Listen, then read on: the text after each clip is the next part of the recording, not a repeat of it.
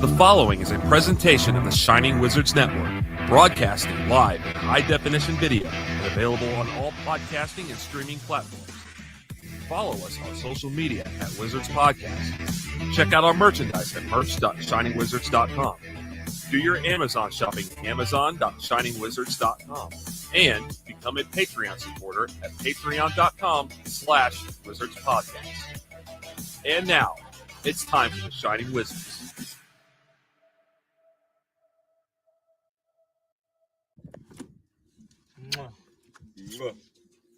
You're watching the Shining Wizard.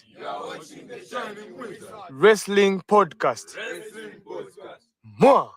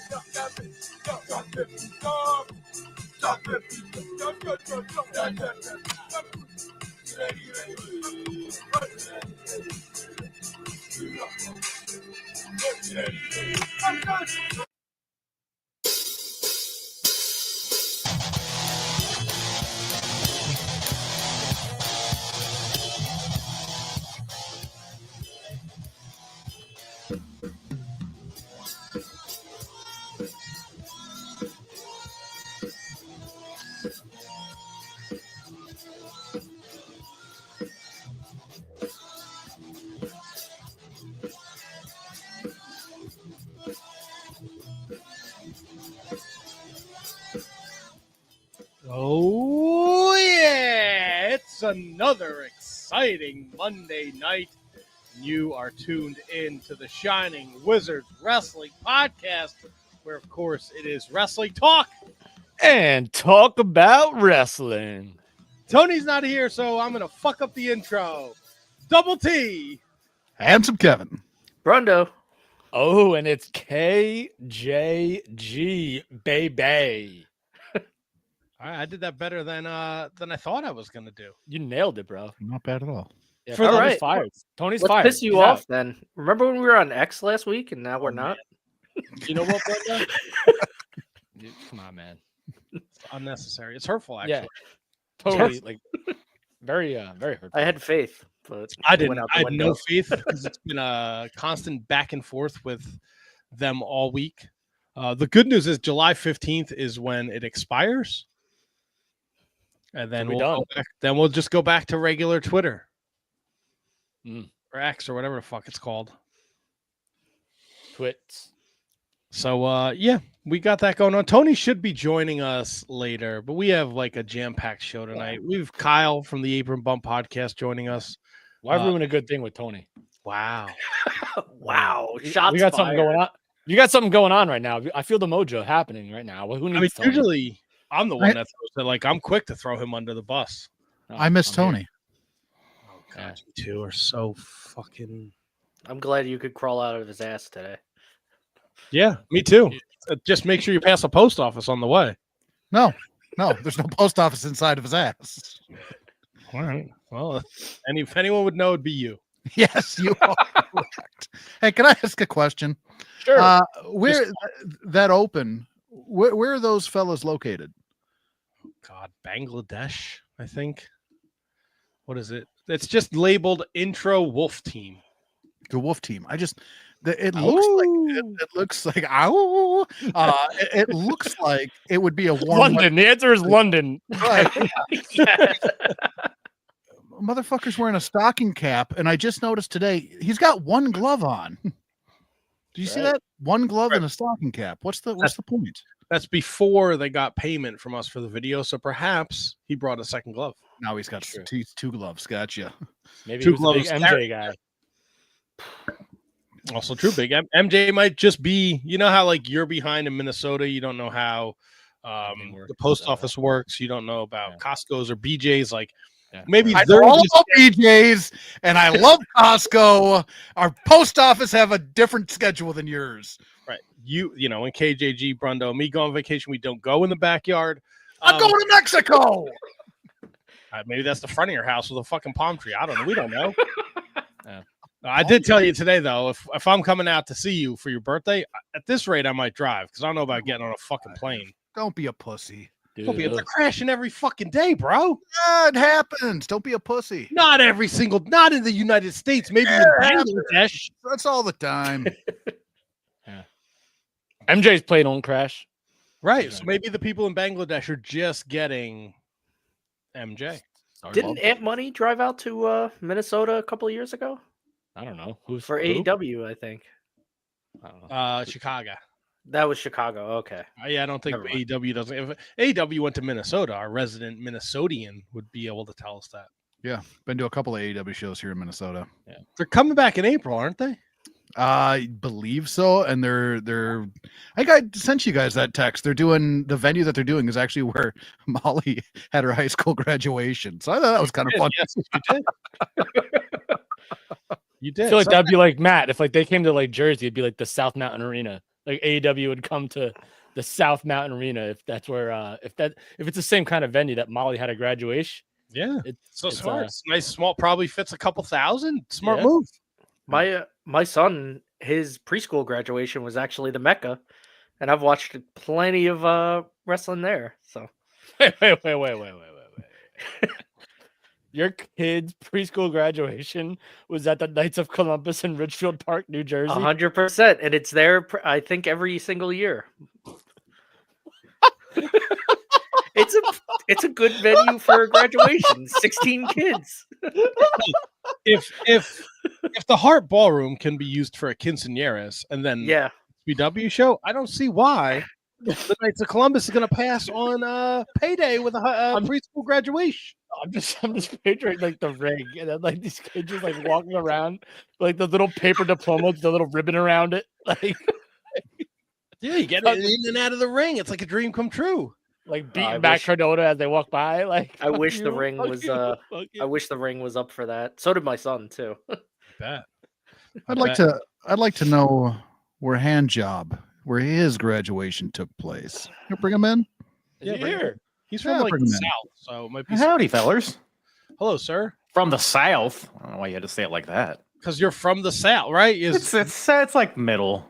It's that's closer to South than North, but Mid-South. Hell yeah, brother. Yeah. Jim Duggan, right? Oh no? Yeah. See, I know things. I'm not that young. You are baby. You are baby. I can be if you need me to be. You know what I'm Stay saying? away from Buck. Why, Brundo? you just summoned him, I'm sure. Yeah, he's like seeing him in a few seconds. He's not even here, and it's gonna happen. I know it's gonna happen. I mean, the kid talk was already in motion. He was already, the spider sense was tingling, if you know what I'm saying. Is that what he calls it? His spider sense? No, he's shooting webs, that's for sure. Yeah, but you tell the kids. Never mind. Kyle. No. What do you tell them? has the handbook ready to go open. What do you tell them? Stop it. Let's go on. Hey, Kyle, how are you? Have a nice day, young man or woman.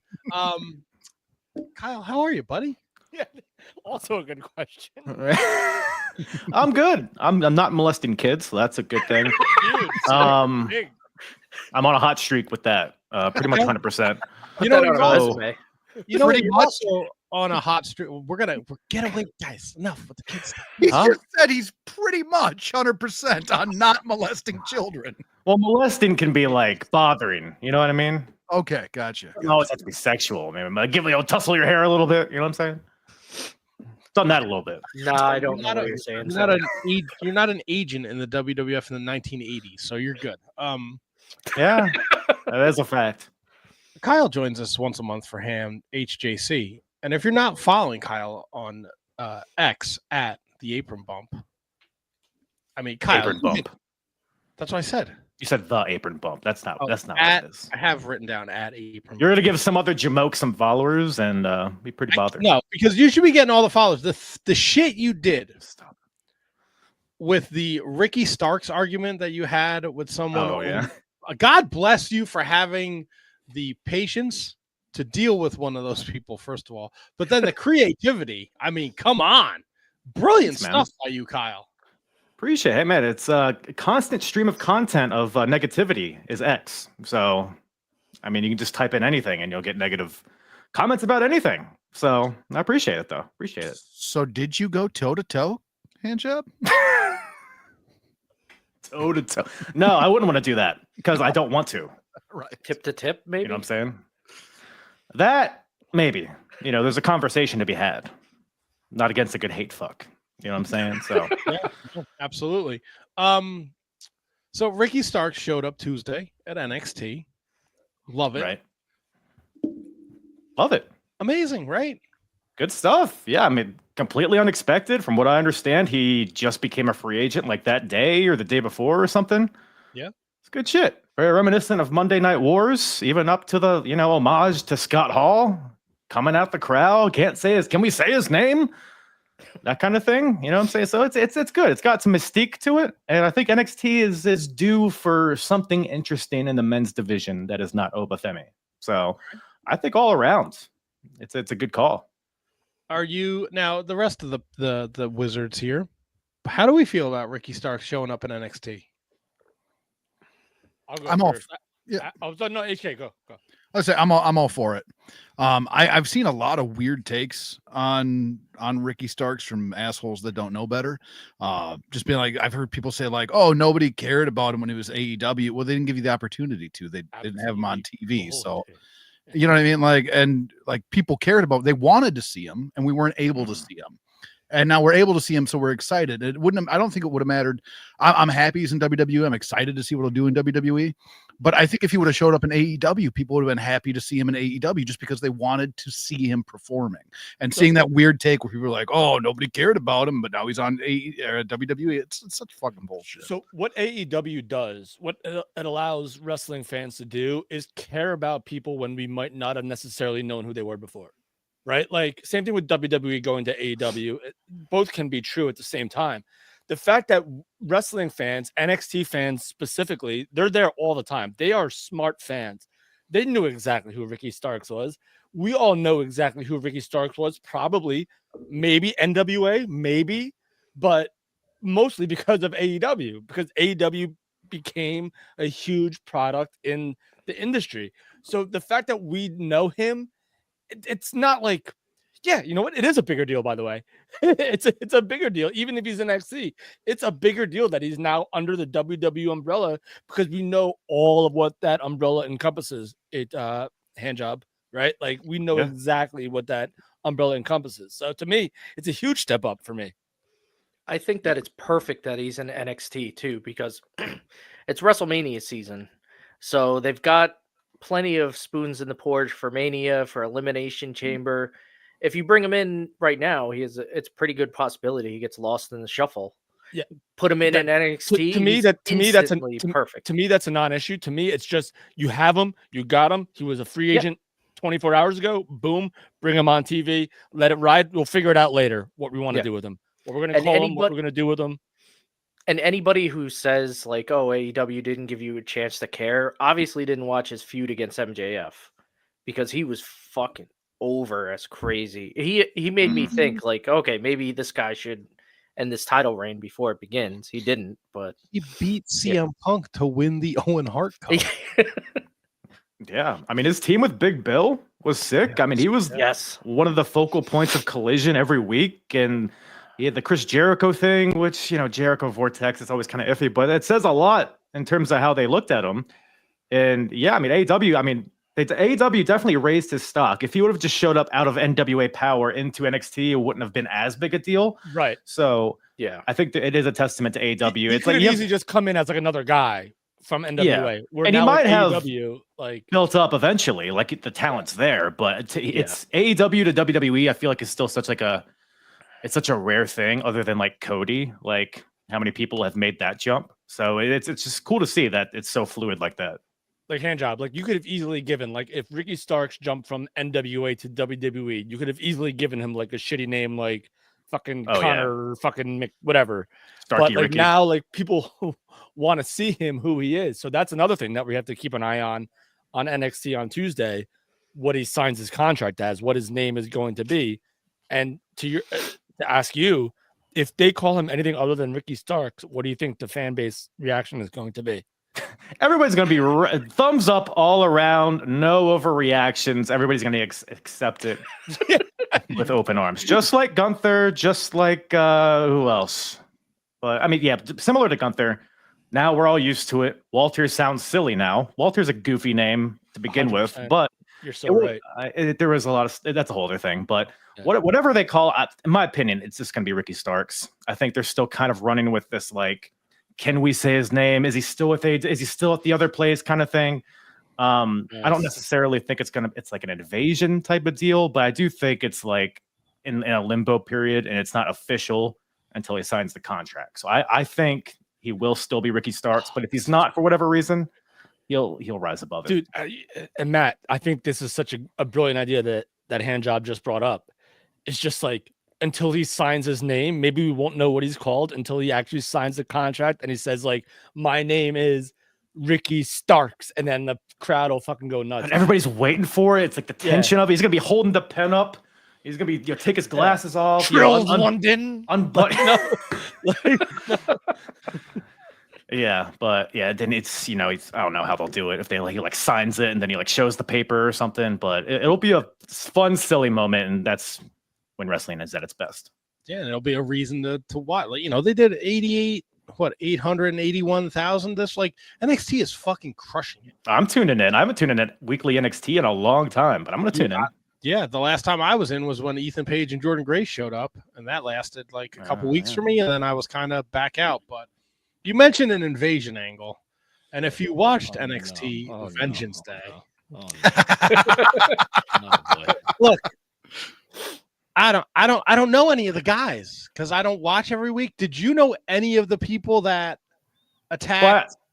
They're all unknowns. I think one of the guys, Dion Lennox, I think his name is. Dion Warwick. He said his name.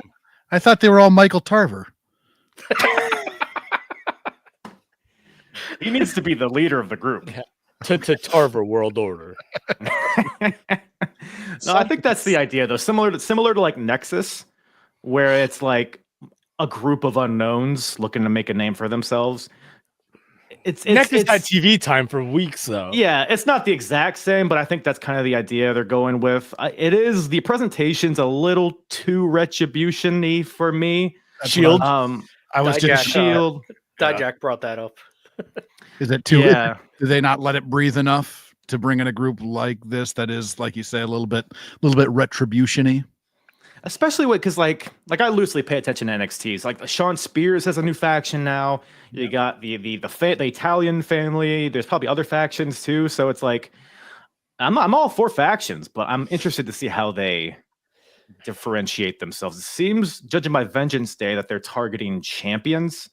So I don't know what that's but it gives a little intrigue. It's like, what are they about? So I mean, I'll have an open mind, but I'm not super optimistic, I guess. I guess it's just because like the NXT brand is not the main roster. Like if this had happened on the main roster, like just like the Shield debuted and like beat the fuck out of John Cena and Ryback and all that shit, like we'd be having a different conversation about it. Because it's NXT and not a whole lot of eyes are on it. People are just like, whoa, like, all right, these guys are just J-Brones. But I feel like we just have to let it play out, I think. I think that's what it is. You don't know who Dion Lennox, Saquon Sugars, Cutler James, or Osiris Griffin are. Osiris? Is that what it is? Sorry. My eyes are fucking going. No. Listen, there's nothing wrong with getting that name wrong, Matt. You're not at fault. It's Osiris.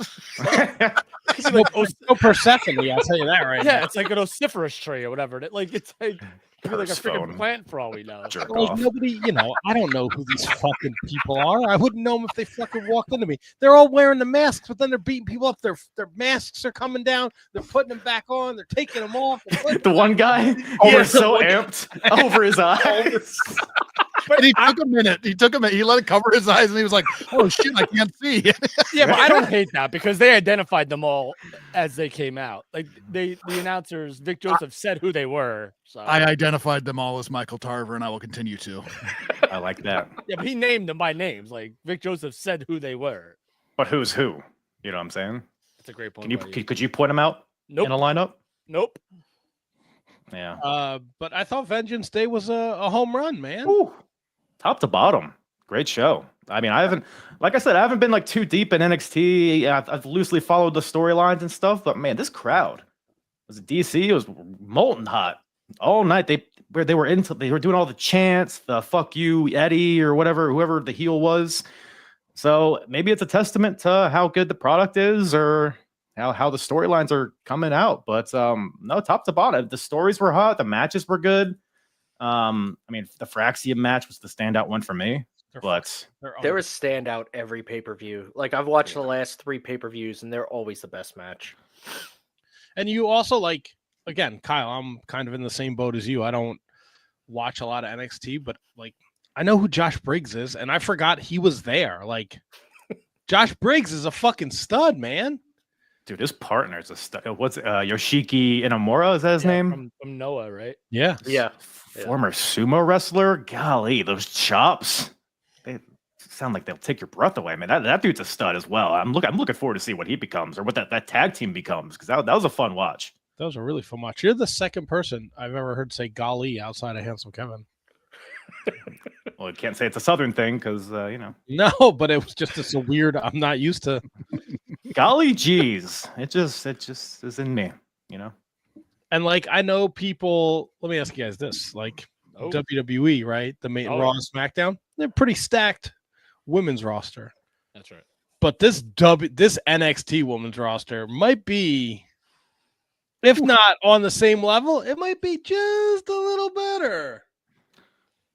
I mean, I would say it's better. I mean, in terms of, because I feel like the main roster, they have like their top 4 or 5 women that they cycle through, and then you have the rest. Whatever, we'll throw you here, we'll throw you there, but you don't get a lot of effort towards the bottom tier. Whereas NXT, they oftentimes have like whole shows dedicated to all the stories going on. With not all of them are good. There's a lot of Nikita Lyons bullshit, and Don't you know, dare speak ill of Nikita Lyons. Oh, we love Nikita Lyons. Do we? Speak for yourself. What's your favorite thing about her, Double T? That ass, son. That shit cutter? Yeah, I bet. But like, I couldn't tell you one Nikita Lyons match. To Handjob's point, like, we had 2 on the main roster, right? We had the 2 singles champions this last week lose elimination chamber qualifying matches, and they are the champions. Actually, no, wait. Laya didn't. Yeah, Laya lost. Laya Valkyria lost to Bailey, I believe, and then Chelsea lost to Naomi, and they're the U.S. and Intercontinental champions. So tough to like wrap your head around that, but in terms of roster like strength, if all things are considered, there's no shortage of talent at all in the WWE pipeline. Come on, the way the show ended, Stephanie Vacour, Julia, and fucking. Oh, we're getting Ultimate Warrior Hulk Hogan. That's a match. Who's Jordan Grace in the equation? Is she Hercules or something? Nah, she'll fucking she gets squashed by Earthquake. Sergeant Slaughter. Yeah. I was about to say, whenever I see Jordan Grace, I'm like, she's the second coming of Sergeant Slaughter. Yeah, she's actually gonna fight Rick Martel instead of Tito Santana, the match we never got at WrestleMania. So it's gonna be Jordan Grace versus Rick Martel. I like that. I bet she has a great atomic noogie. She's got 10 butt. I'll tell you what I like. The strap match, I loved how it wasn't fucking touch the corners. I needed some lights myself. No, I needed I didn't stoplights. need that. I didn't need to touch the corner. Loved that it was just beat the shit out of each other, but you can't go further than the strap. Yeah, and they never did they make that clear beforehand? Like, that was like a pleasant surprise to me. I was working on the stuff for the show, and I didn't hear it. I never even thought about it. As long as they make it specific, as long as they tell you ahead of time like what it is, I'm okay with it. I actually hate the fucking 4 corner shit. So give me just beat the shit out of each other with a strap and get a pinfall out of it. I love the 4 corners. Whatever Savio Vega likes is what I like. Yeah, so I just wanted to throw the pics up there for those watching, just to see, just so people have an idea of what we did here. I kind of wish I had the Javon Evans pick back, to be honest with you. I completely fucked myself on taking Roxanne. I typed it in, and I was and then it was maybe 20 minutes before showtime. I looked back. I was like, "Oh fuck me!" It's over now. Can't do anything about it. I mean, if you got it in before the showtime, it could have gone to the panel. Yeah, but but that's not the deal, man. I was out of time. I fucked myself. All right. Yeah, I thought Fallon Henley wasn't champion for as long as she was. I figured it was too early for her to get the belt off, but boy, was I wrong on that one. Wow. It was a great show, though. Oh, Looks like I cleaned up for the week. One loss, right? Yes. One loss. Yes, me and you went 5-1. Tony and Brundo went 4-2. HK Fucking Roxanne. He tried. 3-3. 500. 500 across the board. Hey. Get you the Hall of Fame anywhere. If we weren't counting picks this year, he would be 6-0. I was shocked. HK or not HK hand job. The fact that they went with both heels, Ethan Page and Eddie Thorpe winning. I thought it was going to be one or two. The fact that they both won was a pretty big surprise to me. No, I agree. Yeah, if I would have been picking it, I would have guessed Javon got his comeuppance whatever on Ethan Page. I thought Javon would have won, and Eddie would have won because I think Trick Williams is bound for main roster sooner rather than later. Probably. So Yeah. And Eddie Thorpe needed a big win. I feel like that dude just takes loss after loss and seems to have some sort of heat to him. So And hand job, I would imagine now we get like maybe Eddie Thorpe versus Oba at the Roadblock show, maybe. Yeah, probably either that or Ethan or like a triple threat situation. Seems like that's what Oba's gimmick is defending in triple threats. So why not? I guess. But yeah, I mean, I don't know. I mean, that's the thing with Ricky. Going back to Ricky is that like him being there, and I don't think he's going to get a title match. At least I hope not. At least not right away. But Ricky can elevate other men on the roster to a point where they can be believable challengers to Oba. Because right now, Oba's a monster. He's a killer. Like, who's going to take that title off of him? It's going to have to be like a triple threat, multi-man situation. So, but if Ricky's there and he can have, fun feuds that can really add credibility to guys, because ultimately it is developmental, and guys like Ricky develop these guys. So hope that's another, benefit to him being in NXT is because he can strengthen that roster, which the men's roster is pretty weak at this point, in my opinion. So, there's no rush too to take it off Oba. He's pretty new, so maybe the guy to take him off him isn't even on the roster at this point. I could see Oba being champion this time next year. Yeah. So, yeah. I do want to see him versus Javon Evans just because I want to see how far he could throw him. Yeah. That's a fun match. I hope we get that sometime soon. Yeah, it'll be interesting. But overall, did you enjoy Vengeance Day? Dude, Vengeance, I had like no expectations with this show. I forgot it was even on until like a few hours before it. I was like, let me check this bad boy out. And we're in February, so it's not saying a lot, but it's probably my favorite show of the year so far. Wow, I like it. I love it. Better. Did you enjoy it better than Revenge of the Taker that you covered last week on the Apron Bump Podcast? Oh, been there, hand job. I've been there. Oh, yeah. Yeah. Golly geez, man. I mean, Taker and Mankind saved that show from being an all-time bad show. And it was a rough one. Rockabilly. There's just so much. What do you got? What's on tap for this Wednesday? Well, this Wednesday on the Apron Bump, we got a little TNA coming at you. It's not getting any better. Hard Justice. You thought Revenge of the Taker was a shit show. Hard Justice 2007 was a dumpster fire of a program coming at you from Total Nonstop Action. We got the Doomsday Chamber of Blood match. Oh, another Doomsday match. Test is here. I think it's his only TNA match or one of his only matches. The Punisher. Andrew Martin. Oh, yeah, dude. The state of Andrew Martin. Kyle, can I ask you an honest question? 3 inches flaccid, 2 erect. No. Get him hand job. Yeah. When you watch a show like Hard Justice 2007, when you're done, are you like, what the fuck am I doing?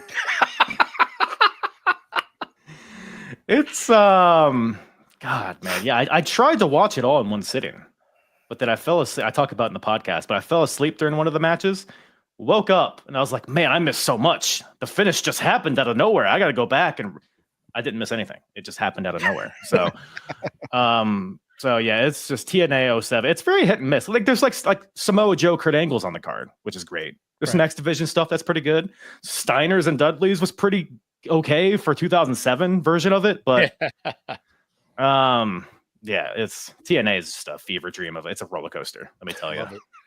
Who joins you for this one? Good old Charlie from the Get Show podcast joins me. Charlie. We have a Nice. good old time. Always a good time with those boys. Oh, Kyle, it's always a good time when you drop by for Stop HJC. Always love coming on here. Appreciate you having me as always. Well, we appreciate you coming by. It's like running into an old friend at the old coffee shop. It's always a good tug, that's for sure. Attaboy, Brundo. Tugboat. Great. That's a great prop.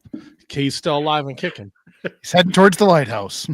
The final tug is approaching. You can check out Kyle every Wednesday at Apron Bump across all platforms. I will link it in the show description. Follow Kyle. He does some super duper creative stuff. If you're following on him Instagram, the music stuff is fucking hysterical. The one with Davari and the bombs with his holy shit.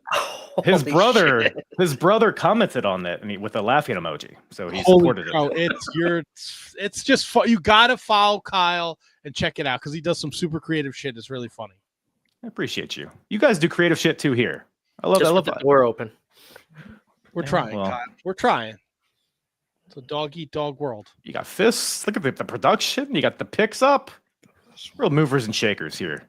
Well, Shining Wizards. The fight was, if we're gonna do picks again this year, we have to make the people that listen to the show care about it. So making an effort. Well, maybe just broadcast it to Twitter, live on Twitter. Oh, you are funny. Nice. Nicely done, Andrew. But you know what though? The joke's on them because we had signed up and then they jacked the price up like another $60. So at least I got them on that one. Whew. We got them on that one. Last laugh. Small victories. July 15th is circled on the calendar. Can't come soon enough. Hell yeah, brother. Me either. That old gag. All right, Kyle. Well, enjoy your Monday night. You're going to watch Monday Night Raw on the Netflix? I mean, I think I'll just watch the Shining Wizards wrestling program myself. Yeah. You know, make a bowl of popcorn, get the wife, light some candles, and watch. Huge. What other B guy you have on to talk to? The other Beau James is joining us. Oh, hell yeah. I don't know why I said it like that. He got pretty hard. And you Big Beau James guy. We didn't bump you for Maccabea-mania, so it's always a B though. Yeah, Jeff B was his name. Beau James. Yeah, I mean I know Beau James, the 1957 drama. No. With Bob Hope, of course. No. I'm surprised he's still alive. Well done. Huh? That's the first thing that came up on Google. I don't know what to tell you. It's not spelled B-O. You're not spelling it right. It's B-E-A-U. I did. That's how you spell it. That's the name of the movie. Did you put wrestler after it? I did put wrestler after it. Yeah, maybe in hindsight, I probably should have, huh? Oh, yeah, I know Beau James. Do you? Yeah. Do you listen to his podcast? Yeah. Outlaws to Independence. It's a great listen. I know. Pressing a button with his answers. Yeah. Yeah. Yeah. Of course I do. Oh, am I an asshole? Pro wrestler Beau James? Of course I do. Yeah. Get out of here, Kyle. You're the best. Right. I love you. Big smooches. Big. There's Kyle, HJC. Oh, jeez Louise. Holy yeah. So yeah. Here. Okay, go on. Bro, I feel poor Brundo, right? No, he does all this. He reaches out to all these guests, and it goes one or two ways. They either show up really early, or not on time at all. Not at all. Yeah. So, you know, you're either a sexy Eddie or a Mickey Knuckles. Oh, real early or real late. There we go. God. So I am super excited for this. All right. HK, can you please bring in our guest? Be happy to. He's a fellow podcaster. He's a wrestling promoter. He's a wrestler. He's an author. February 28th, Southern States Wrestling celebrates its 34th anniversary. What'd you do with him? Whoa. Oh, you killed oh my God. I've 14 years. 14 years. I've been practicing this introduction all day. Oh my God. Beau James. Thanks for coming, Beau. Glad to be here. Live television. You can't beat it. So he is professional wrestling. God dang, man. I had such a great intro. Beau, thank you for taking time out of I know you had a busy weekend. You're traveling the roads, making towns, but I felt like we had to have you on the show to talk about the podcast, what you're doing down there with Southern States Championship Wrestling. And, I'm a big fan. Appreciate that. I actually, Saturday was caught in the flooding that's been going on here in the Appalachians, and what should have been a trip that got me home about midnight, 1:30, somewhere in between there, depending on the stops, got me home at 5:00 Sunday morning. Woof. Because the detours and road closures, and it's just the life of being a wrestler and being on the road. Now, I did see you got your sheets, though. I did. I sure did. Do you have a go-to sheets order? No, I pretty much like everything they do. I had the turkey wrap Saturday night, but I like their tacos. I like their sandwiches. They had the best chicken salad of anybody, and they did away with it during the pandemic, and I'm still mad about that. Sons of bitches. You don't have like some poll, like you could get that back for you? Come on. I've tried. I've attacked them on social media saying, hey, when are you going to bring it back? I have stopped at Sheets so long and so many of them, and I always tweet or Facebook about it to where they have actually put me on their stuff before. They've put my nephew on there. They've put my little niece on there. So they definitely know who I am. That's fantastic. And if you are a wrestling fan, you don't know who Beau James is, this is your time. I was introduced to him through the Between the Sheets podcast, and it just happened to be when Outlaws to Independence was starting, and it's must listen to podcast if you want to know about the history of pro wrestling. Him and John do an unbelievable job. The last episode was fantastic. God, I even was going to work Ringus into your introduction, and they ruined it. You guys ruined it. Wait, who ruined it? Who do you think? The guy below you, KJG. I hit the button. I hit the guest layout, and he disappeared. I'm sorry, Beau. I apologize to you. Not to Double T, but to you, I apologize. Breaking my heart. We're having a lot of fun with the Outlaws to Independence. We did we recorded last night a mailbag episode, which turned into a 4-hour plus episode because we had so many good questions from listeners around the world. John Boucher, my co-host, and I both have been shocked at the numbers that we're putting up with every episode. You get the little map that shows around the world where people are listening, and I'm like, why are people in Japan listening to us? Why are people in Sweden?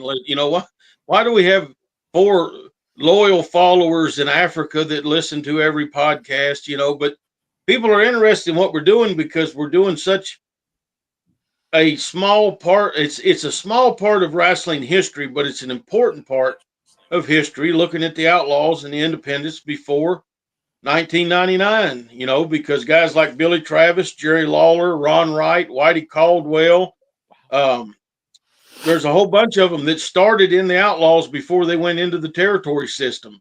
So their stories need to be told, and the promoters that broke them in need to be told. You mentioned Whitey Caldwell, and I feel like he's a name that doesn't get brought up as much. Do you plan on doing an episode on him? Just how crazy, over he was in Knoxville for so many years? Well, Knoxville was the city. Kingsport was the territory. Yeah. I've already wrote a book about him. Oh, there we go. Is that the book that that's coming out in the summer? No, this is the 60s book. Don't miss this. The History of Pro Wrestling in Kingsport, 1960 through 69. This summer in Waterloo, we will debut The War, the battles for East Tennessee that will go from the 50s through the 70s. Whitey will be a big part of that book too. Whitey was the homegrown territory star here, and within 3 weeks of his death, each town dropped anywhere from 50 to 70% attendance because wrestling fans said it was too sad to go. They couldn't go without Whitey being there. And they tried different people to get that spot and try to get somebody over, and nobody got over like Whitey until Bob Armstrong came here 3 years later. And then it came, they had somebody to believe in, like they believed in Whitey. And, when Whitey, the day of Whitey's funeral, they shut the city of Kingsport down. The businesses closed. The people lined the streets from the funeral home all the way to the graveyard because he was that big of a star here. They did a tribute episode of the TV that week, just showing clips of him and the boys talking about him. This is before VCRs and all that stuff. So many people wrote letters to the TV station. They played it 3 more times, twice in prime time, so everybody could see it. In 2025, to you, what makes a great local draw for an independent wrestling show? They got to have somebody they believe in. And that's hard this day and age because everybody wants to think they're smart. You have to make them realize they don't know everything. They know that it's predetermined, but they don't know everything. And you got to get a humble guy. You got to get somebody that people can believe in, that he doesn't have the ego. Whitey was a rare, the only 2 people that headlined their home territory and drew like that was Whitey Caldwell and Jerry Lawler. And I think the biggest thing is because both of them grew up going to the wrestling matches in their hometown and seeing what the people responded to, what the people wanted. They, as fans, had memories of what made them mad, what made them happy, and they were able to use that. And it's hard now because everything's national and everybody's trying to go now, or even international, and everybody's trying to get to that stage to get them to understand how important the small town local fan base is and what they do. So for those not familiar, you're not only a pro wrestler, you're also a promoter. And February 28th, 11 days from now, 34th anniversary spectacular. How much does that mean to you? It means a lot. Next year will really mean a lot because that'll be the big 35. There's a couple of promotions out there that's been around as long as we have or longer, but I don't think they have ran as many places. I was at one point in the 90s, we were running 5 states and we were running somewhere every week, most weeks, at least 2 shots, maybe more, plus working for other people. I've always stayed busy. My first job in the wrestling business, I got it at 14 years old. And it was in the territory. It was in the Continental Territory. I worked on the ring crew. I sold tickets. I ripped tickets. I sold concessions. I sold merchandise, whatever they wanted to do. I went, got my parents to drive me to hang posters in the towns, whatever Ron West and Bob Polk asked me to do. If I was able to do it, I did it. Then the territories went away, and here I am. I'm trying to figure out what to do. I meet a guy that's involved in the outlaw wrestling. I get involved in that, and I see the big difference. And I'm one of those guys like Whitey and Lawler. I grew up going to the matches. I knew what people wanted to see. I understood the audience. And at 16 years old, I started a promotion on hopes and dreams and prayers. And here we are 34 years later, and I have promoted from North Carolina to North Dakota. Is there a world where we can see the territory system come back as opposed to just independent wrestling? No chance. Okay, beautiful. Not a chance. All right, great question, Kevin. The fact of stuff like this right here the internet is killed. Everybody said cable TV because they didn't see the internet coming. Then it comes. Now you got streaming. Now you got this. On any given weekend, you can sit down and watch the program from Memphis. You can watch our program. You can watch programs all over the country, all over the world. I sit here last night and watched wrestling from Vietnam. So you can't do an angle with a guy here where you break his arm, but he goes over there and works and nobody knows it because everybody knows everything. That's true. And the world has shrunk to where we'll never see that again. We will never. We just did a podcast about Jerry Blackwell and his promotion in the late 80s. And it was an outlaw promotion because it was running against Jim Crockett. He was running 4 nights a week and had television in 8 different markets. You'll never see that again, ever. All right. Yeah, it's changed. But you seem to you're keeping up in with Southern States Wrestling. I mean, 34th anniversary show. Lord Murphy Koskinen, though. I mean, you got to put on the zebra shirt and you got to go in there because no one seems to be able to, make this a fair fight. And Chase Emery needs that coming on the 20th. Right. Lord Murphy Costigan, when I first met him, was a young man who thought he knew what wrestling was, but didn't have a clue.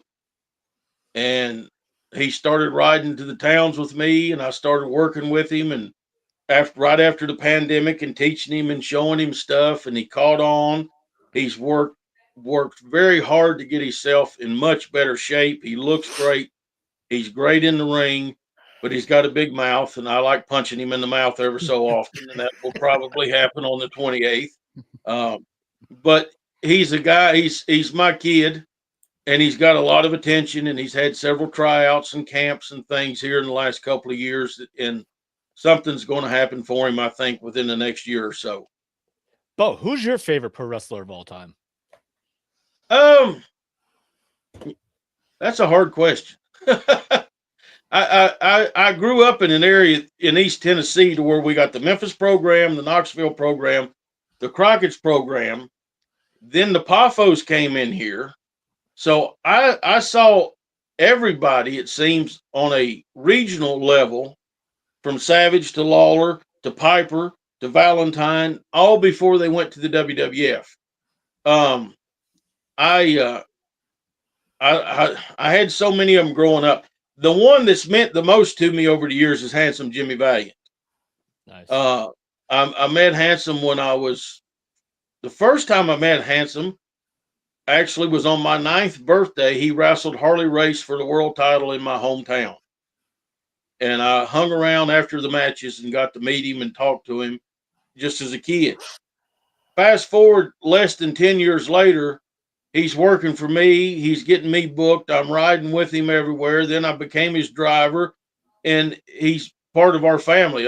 This wall right over here is just pictures of him and my family and me. I've been to his family reunions. He's been to mine. I've spent, I don't know how many Thanksgiving nights and Christmas nights with him wrestling. And I just saw him Saturday before last. And, I call him Pops. He's like my wrestling dad. And I learned so much from him just riding with him. And, 2025, people want to say online, oh, he's terrible. Oh, he's this. Oh, the man drew money everywhere he went for 60 years. And when he danced out over here in Lee County, Virginia, at the high school last Saturday, the whole building exploded and we're on their feet. He did a 2-minute little promo deal and danced right out the front door, and the people loved every second of it. Because once you're over, you're over. 100%. Yeah, definitely. So I wasn't familiar with you before Between the Sheets, but then I listened, and obviously Outlaws to Independence is fantastic. But when you look through your cage match, you shared the ring with legends, guys who were on the way up, like you mentioned, before they got to WWF. But that includes like Christian, Jeff Hardy, Edge, Cope, whatever we're calling them today. It's really fascinating to see the career you've had. Do you have a favorite moment in your career? I have many of them, but I have a very unique 2 moments that mix together. I am the only person in the history of pro wrestling to punch Jackie Fargo and AJ Styles in the face. It's my man, AJ Styles. The only other person that I thought could lay claim to that was Jerry Lawler, and I asked Lawler, and he goes, I've never wrestled AJ. So I'm the only person to punch both of them. And it was Fargo's last match. He was an elderly man. It was in his hometown.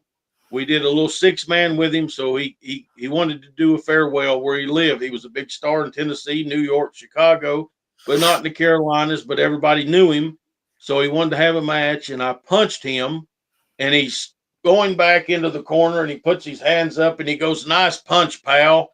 And I just stopped because he has the greatest punch in the history of the wrestling business. Yeah, and I thought, wow. Yeah, I've heard that a million times from a million different people. My question to you right now is, like, you're obviously Southern States Championship Wrestling. Is the stigma still there between Northern, like we're from New Jersey, right outside New York City, right? Yeah. So is there still that stigma that exists between Northern wrestling and Southern wrestling? Oh, yeah. That still exists? Okay. Yeah. Can you elaborate on that? Here's this is funny. I've wrestled in New Jersey. I've wrestled in Atlantic City. I got a poster hanging up over here. Where's the town? South River, New Jersey, and a few other places up there. And when I first started going up there, they said, "Hey, look, man, that Tennessee bullshit you do ain't going to get over up here." I said, "Oh, really? It don't get over with you guys because you didn't grow up with it. Just watch." Went out there and hiding a little gimmick. I had people trying to stab me, trying to take it out of my hands, if you know how, same thing when I went to the Northwest. They told me in Seattle, that stuff don't work here. Oh, yeah, it did. But, and to go back to Lawler. Lawler's told me before about going up there to wrestle in the Northeast. He's like, everybody watched the Memphis wrestling. They loved it. And they all said, "Hey, I love that. I work like that." And he gets in the ring and he's like, "They don't work nothing like us." You know, and I think because it always had that different style of the Southern style and the New York style, bigger man territory, punch kick, you know, up there. Yep. Where down here it was hot angles and more action and excitement. And here there were so many wrestlers at the end of the territories. Because when I was a teenager in reffing, on any given night, I could be in the ring with Ivan Koloff, Jimmy Valiant, Wahoo McDaniels, Greg Valentine, Jimmy Golden, the Mongolian Stomper, all that, Ricky Morton, Robert Gibson, all that talent lived within 4 hours of me. And I was working with them quite a bit and learning from them. Where the guys up there had very few of those old timers that were still working that could lead them and teach them and guide them. It's now a monkey see, monkey do business. Everybody copies AEW, WWE, whatever they're seeing on TV. But it's still a different deal because Northern ran one town a month. Like they ran the Garden once a month. They ran Boston once a month. They ran where Knoxville ran 52 weeks a year. Memphis ran 52 weeks a year. Atlanta ran 52 weeks a year. Kingsport, Johnson City, and Bristol, the Tri-Cities where I live, 3 towns that make a 22-mile triangle, ran every week. So they had the same crowds coming, not every week, but every night because the towns were so close. So they had to have a different match every single night. They had to have a different opponent to keep people coming. That's why Tennessee was the learning ground. That's why Hogan came here. That's why Savage came here. That's why Antonio Inoki came here. Antonio Inoki lived right here in my hometown in the 60s when he was sent here from Japan to learn the American style because he had to go to the same towns every week and had to learn how to have a different match. Nice. Very insightful. It's super, like, I can't put it over enough. If you're not listening to Outlaw to Independence, and if you're not supporting Beau on his Patreon, it's like $3 a month. He puts out a bonus episode every month. It's great. If you're not grabbing the books, I got 2 of the 3 books for Christmas. I haven't read them yet because I'm still reading the book about the Sheik, but they're next up in the queue. And those books are available on Amazon. And then you have another book coming out this summer, and it's going to come out while you're at the Trago Stez Pro Wrestling Hall of Fame in Waterloo, Iowa. Can you tell us a little bit about that book? Yeah, that will cover the war. Everybody knows about the Plan B video that showed up online mysteriously a few years ago with Garvin, Ron Wright, all them going, "Hey, it's a work," blah, blah, blah, blah, blah. I've had that tape for 30 years and never let it out. It was going to come out when this book came out, but I'm actually kind of glad that it came out before, because now it's opened up such a conversation, because people are like, why would they do that? Well, in the book, you will find out exactly why they did it, who it was sent to, and what the return was of sending that tape to the people. You also find out there was a plan C and a plan D. And those tapes existed until about 5 years ago when Ron Wright burned them. So I explained what was on that. I explained the battles over the territory here. See, this little territory, the Kingsport territory, and then the Knoxville city. The Kingsport promoter and Knoxville promoter worked. It was kind of like St. Louis and Central States. Kingsport was the territory 5 nights a week. Knoxville was one shot on Friday night, then a spot show within 50 miles on Saturday night. They only ran 2 days a week. But we were in between Jim Crockett Promotions, Gulas Welch. So they both wanted this territory and fought for it. And the Crockett family came from here. This is where they're from. This is where Jim Crockett Sr. is from.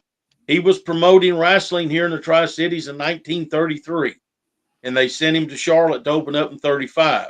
So he always considered this to be his, and he would back the Kingsport and Knoxville promoters when they had issues with Nick Gulas and Roy Welch and those people. So it was ongoing for decades, that war back and forth.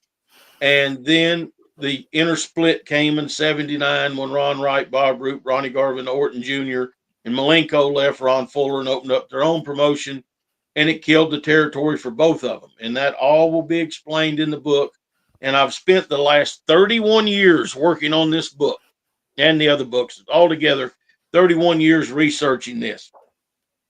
I have rode in the car and sat in the dressing room with Ronnie Garvin countless times talking about this. I talked to Ron Wright, Don Wright. I talked to Whitey Caldwell's family. I talked to Jim White. I talked to everybody that was living when I started doing this till now. Talked to Ron Fuller, Jimmy Golden, all the people that were involved. I have their side in the book. So you will be able to read it. Do you take this side or do you take that side? Yeah, I'm like Joe Friday, just the facts, just the facts. And the thing about it, my family has been intertwined in the wrestling business since the early 60s. Even before that, in the boys club, I had cousins that were wrestling with Ron Wright and Whitey Caldwell on the boys club wrestling team, and were being coached by Ed Welch, who was Buddy Fuller. So my family's been intertwined with everybody all through these years, and I've been able to be a part of it, work with most of them. I've only had one person that has not talked to me, and I've reached out many times, and that will be explained in the book. And, you know, I think for whatever reason, he's like, well, if he's talked to everybody else, why doesn't he talk to me? But I want to hear his side. I've heard him say it before. I've read stuff that he's wrote online about it, but I've tried to give him the chance to answer the questions that I have, and he's not. So it's going to be interesting in Waterloo. If you're a wrestling fan, you need to make the trip to Waterloo, Iowa at least once just to see the museum. I went through it 3 times last year and saw something new every time I went through there. It's a great weekend, big banquet, big wrestling card, autograph signings with everybody. This year, I will be speaking about East Tennessee wrestling history as the book debuts. I'll be signing the books. Hopefully, everything works out. I have some kids from here that will be wrestling out there this summer. It's a big time. Hall of Fame banquet is great. And, you know, it's a laid-back atmosphere where you get to meet your heroes. And luckily, it's my heroes that became my friends. So it's like a family reunion for us that have spent our life in this business. You mentioned on Outlaws to Independence, the latest episode, Gerald Briscoe and JBL just keep dropping stuff in your lap, and you're like, guys, I got to get this book. Like, it's done. And Gerald Briscoe's he's going on a tear on Twitter now. He's releasing all this stuff he's finding in his attic. Are you like, yeah. me and him had a long back and forth text conversation a week or two ago about the stuff that he's finding, and I'm just like, Jerry, I know I'm going to get this book done and you're going to find something that just blows the lid off of everything that you got from Eddie Graham that none of us knew about or something like that. But yeah, great stuff. I thank the world of JBL. I thank the world of Jerry Briscoe. I've known Jerry Briscoe for several years. I met John last year out there, and I've done their podcast. And, we text back and forth and keep in touch. And, it's just, I think, and I say this on the podcast, the Outlaws, it's getting ready to come out because John and I talk about stuff that's coming up. So John, it's like it was destiny for me to be the person to write the history. I've done the work, I've done the research, but I have a personal relationship with everybody involved. That's why the 60s book came out first, because when I was doing it, Ron Wright was still alive. Whitey Caldwell's widow was still alive. Cora Combs was still alive. I wanted them to see it. Unfortunately, they all passed away right in the last months before it came out. But their families have seen it and been very happy. That's what makes me happy. It's what makes me happy about doing the podcast, when you get a message from one of their children or grandchildren and say, hey, thank you for keeping the legacy or the history alive of our family. Don Wright, who was Ron Wright's brother, the greatest tag team ever to come out of here, tells me all the time, as long as you're alive and I'm alive, Ron and Whitey are alive. And I believe that's kind of true. We keep their spirit alive and keep it going. I've got a soon-to-be 8-year-old grandnephew who loves history and asks me questions about them all the time. And he sits in here in the office with me, and while I'm doing the work, and I'll get excited about something. And he's like, why are you so excited? And I said, look what I found. And I'll tell him. Then he's like, oh, that's really cool. So hopefully when I'm gone, he will still be here to tell the stories. It's a sad thing, and this is another reason I do the Outlaws pod. They are such an important part of the wrestling history that nobody knows or talks about. I've worked for Outlaws all over the country, good, bad, indifferent, whatever. Some of them are very important and need to be talked about. Some of them need to be buried and forgot about. But our history is being lost. Our history is dying. Our language is dying. Nobody speaks wrestler anymore. Nobody speaks Carney correctly anymore. Nobody does. I spoke Carney on the Outlaws podcast and taught John some words. I not only had old-time wrestlers emailing me saying, hey, that's the first time I've heard it spoke perfectly in this many years. I had 2 people that are lifelong Carneys from the carnival business sent me messages and said, we got so excited when you started speaking Carney. Everybody had to know it when I broke in. No one taught it. I learned it from sitting in the dressing room and hearing people and hearing it in the ring. And then one night I'm sitting in the dressing room and an old time wrestler, Rick Connors, is speaking it to somebody, and the light bulb went boom. It came. I knew everything he said. I said, oh, okay. Now I get it. They're communicating with each other, and it was a life-changing experience. That's being lost. Just all of our traditions are being lost. Wrestling has changed so much in the 35 years that I've been in the ring, and I had 2 years of working in office and doing that stuff before that. So this October will be 37 years in the wrestling business. I will turn 51 in July. I'm the youngest old timer out there. And I've been blessed, as you said, to work with so many people that became stars or were stars or were people that I grew up respecting. And, everybody has this dream of, I want to be the WWE, AEW, whatever champion. My dream as a kid was I want to be that regional star that everybody knows. I want to do commercials for local businesses. I want to be in the charity drives, all the stuff that I saw Ron do, I saw Lawler do. And for several years, I had a great program that a lot of people watched on broadcast TV here. And I was a part of the telethons. I was a part of banquets. I was a part. was being asked to do that. So I lived my dreams and I did everything I wanted to. I worked the Memphis territory. I started in the Continental territory. I've worked for Outlaws everywhere. I've ran my promotion.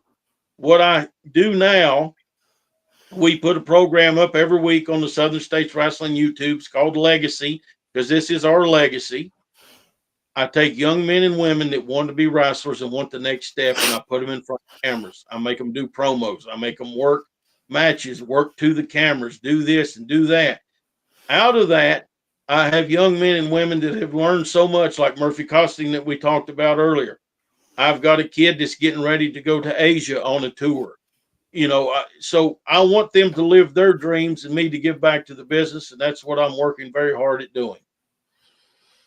Yeah, this has been like a tremendous, like way more than I ever expected out of this interview, with no disrespect and respect at the same time. Like, I love learning about your history and what you've done in your books. And you just mentioned two names like Gerald Briscoe and John Bradshaw Layfield. There's nobody that's been more beloved than Jerry Briscoe in the wrestling business. And there's probably nobody's that totally like rectified his preconceived reputation than JBL. Like, it's just such a contrast with those two guys. John is a wrestling guy, man. Yeah. I love John. I love when he talks. He's a throwback to the old days, like I am. I mean, he came up the same way, working with them old time guys in Georgia, and then going to Germany and working with those. He came up hard, man. He worked for everything he got. So, he has a different view. And the episode that's coming out Thursday of Outlaws to Independence, we answer fan questions. And one of them is about booking. And my answer goes on for almost an hour. But I explain booking as it was explained to me from Bill Dundee, from Ron Fuller, from Robert Fuller, Ricky Morton, all these great people that I was around as a young kid, Jimmy Golden, the Stomper, and I would listen and I would take it and I would use it. And I told the boys in the dressing room back 2 months ago, I said, look, we've been trying to do a modern product.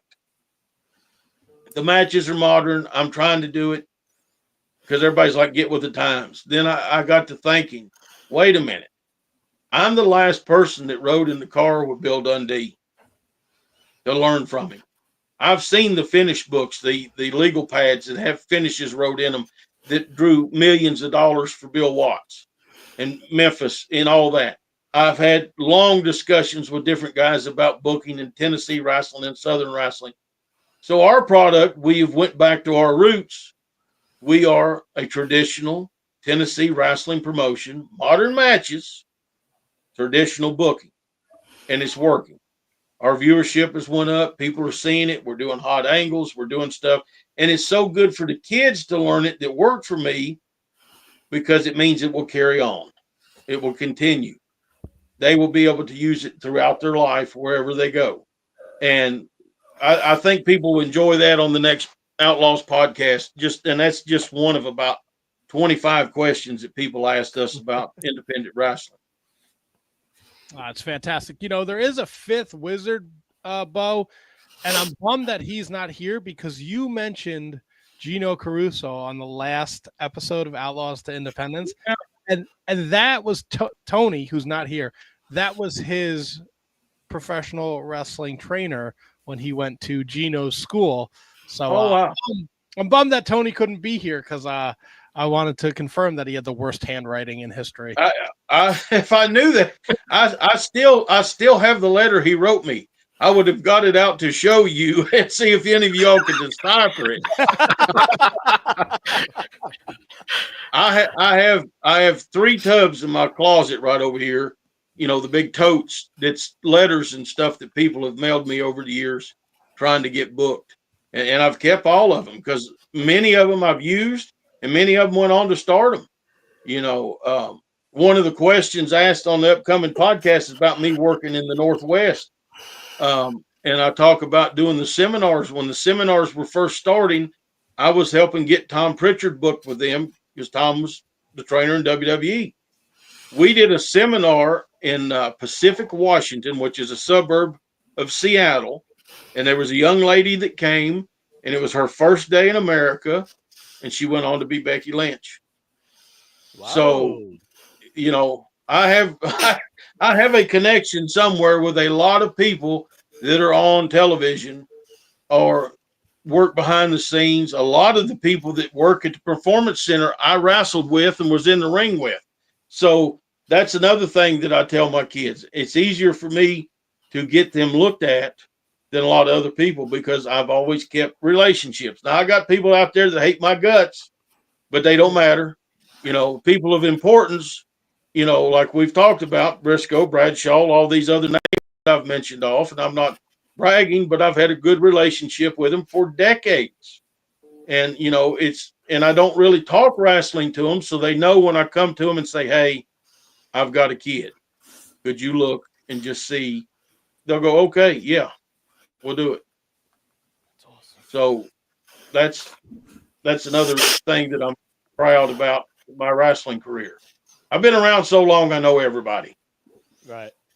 It's great. Beau, this has been an absolute pleasure. I know you had a long weekend, and I don't want to keep you all night. I will put. Well, I can talk all night. I know you can. I listen to the podcast. I love it. I could listen to you tell stories all day. It's really one of my favorite podcasts. I've listened to all 10 episodes. I'm a Patreon subscriber to you. I just jumped on ClassicWrestling.net today. I used the code OUTLAWS in all capital letters. Signed up for a year, saved myself 25%. And it's tons of older wrestling TV that, like, you can't find any. It's great stuff. It's great content. Right. And Beau is digitizing tons of stuff that his fallen comrade has left to him. And if you listen to Outlaws to Independence, there's ways you can help Beau digitize that, not necessarily by getting your hands on it, but supporting Beau's quest, because he will not send you anything. He ain't losing this stuff. I'm not losing it. It's actually sitting in order right here in front of me, 500 plus hours of video that Kenny left to me. Continental, Nelson Royals, Atlantic Coast, Ron West is North American Championship Wrestling, Pro Wrestling This Week that showed a lot of other territories.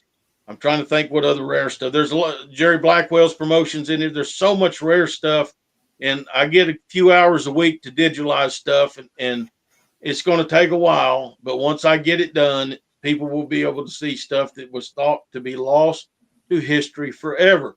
And on the last Outlaws, I give a little teaser because I'm not explaining where it's coming from, but I quite possibly am getting ready to get some Ron Wright and Whitey Caldwell footage that people thought was lost 55 years ago. Beau, it's February 17th, 2025. I'm going to say this right now. This has been one of my favorite interviews already, and I'm going to say for the year, top 5 already. Interviews. I would love to have you back on because I now I'm like mesmerized. I'm gonna listen to the podcast. You made a fan out of me, my friend. Thank you very much for joining us, Matt. If you want to, thank you. Beau, we appreciate it. Again, I'm going to link all Beau's stuff in the episode description. And if you're watching on YouTube, it's been going across the bottom, the whole interview, at King of King Sports on X and Instagram. KingofKingSports.com is his website. Outlaws to Independence at Outlaws Pod. Outlaw to Independence on Instagram. Southern State Wrestling's at SSW Wrestling 1. And then SouthernStatesWrestling.com. Of course, he mentioned the YouTube page and the weekly TV show Legacy. It's all available, and it'll all be linked into the show. February 28th, 34th anniversary show. If you're in Mount Caramel, Tennessee. I even said caramel like a northerner. 1 mile west of Kingsport. We're in the suburbs. We're 1 mile out of Kingsport, Mount Carmel. 399 Highway 11W, which is Stone Drive. We're a mile from Kingsport city limits. 28th. It's going to be a great night. 34 years in the making. Episode 100 of Legacy that's on YouTube, on our channel. The first 7 minutes gives a history of the 34 years. And it took me 3 weeks to put it together, that 7 minutes, because I went and found clips of everybody. I have a room here that's nothing but video. I've saved everything over the years, every move, everything. Misty used to tell me, "What are you keeping all this stuff for?" Someday it will be worth something. And then streaming came along, and I was like, "Here we go." You know.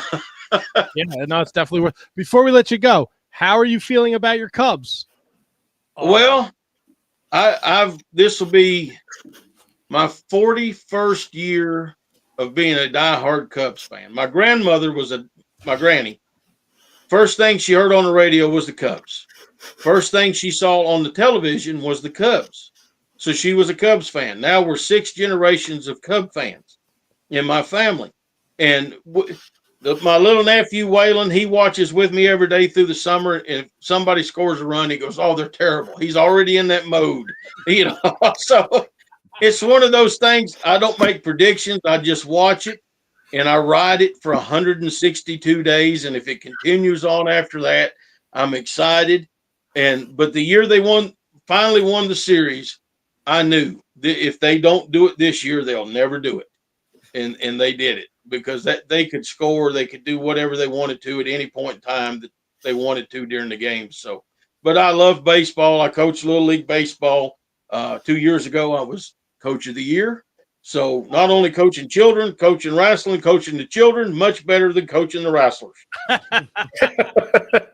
Awesome. I bet. Beau, thank you so much. This has been an absolute pleasure. We'd love to have you back on in the future. Yes, thank you guys very much. Just let me know when. We will. Thanks, Beau. Awesome. Enjoy the rest of your night. We'll talk soon. Thanks a lot. Oh, that was fantastic. Dude, that was a great I was so motivated. I love that interview. Dude, his stuff is fantastic. I'm gonna buy his books. I got him for Christmas. I haven't gotten a chance to read them yet, but I'm excited. Dude, the podcast is great. I believe it. How after hearing him talk for the last 40 minutes, whatever it was, fucking incredible. I see fucking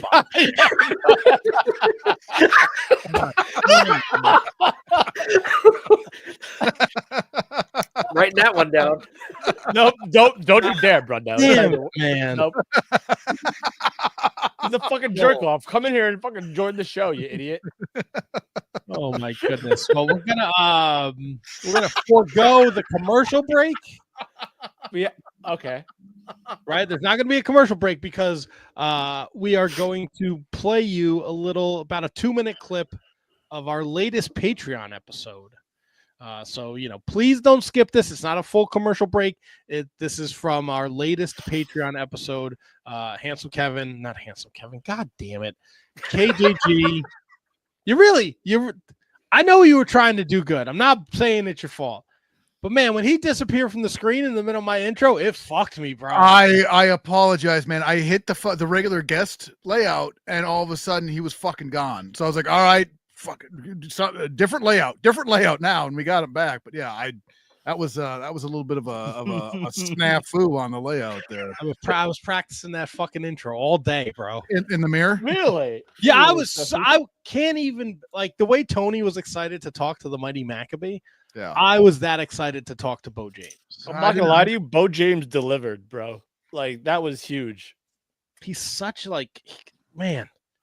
He's got so many fucking stories. I can't I said in the text, I'm sorry, I have so many questions. I love this fucking interview. He's great. So good. Yeah, he's fucking great. Absolutely. Man. I would really love to have him back on, especially after he releases the next book.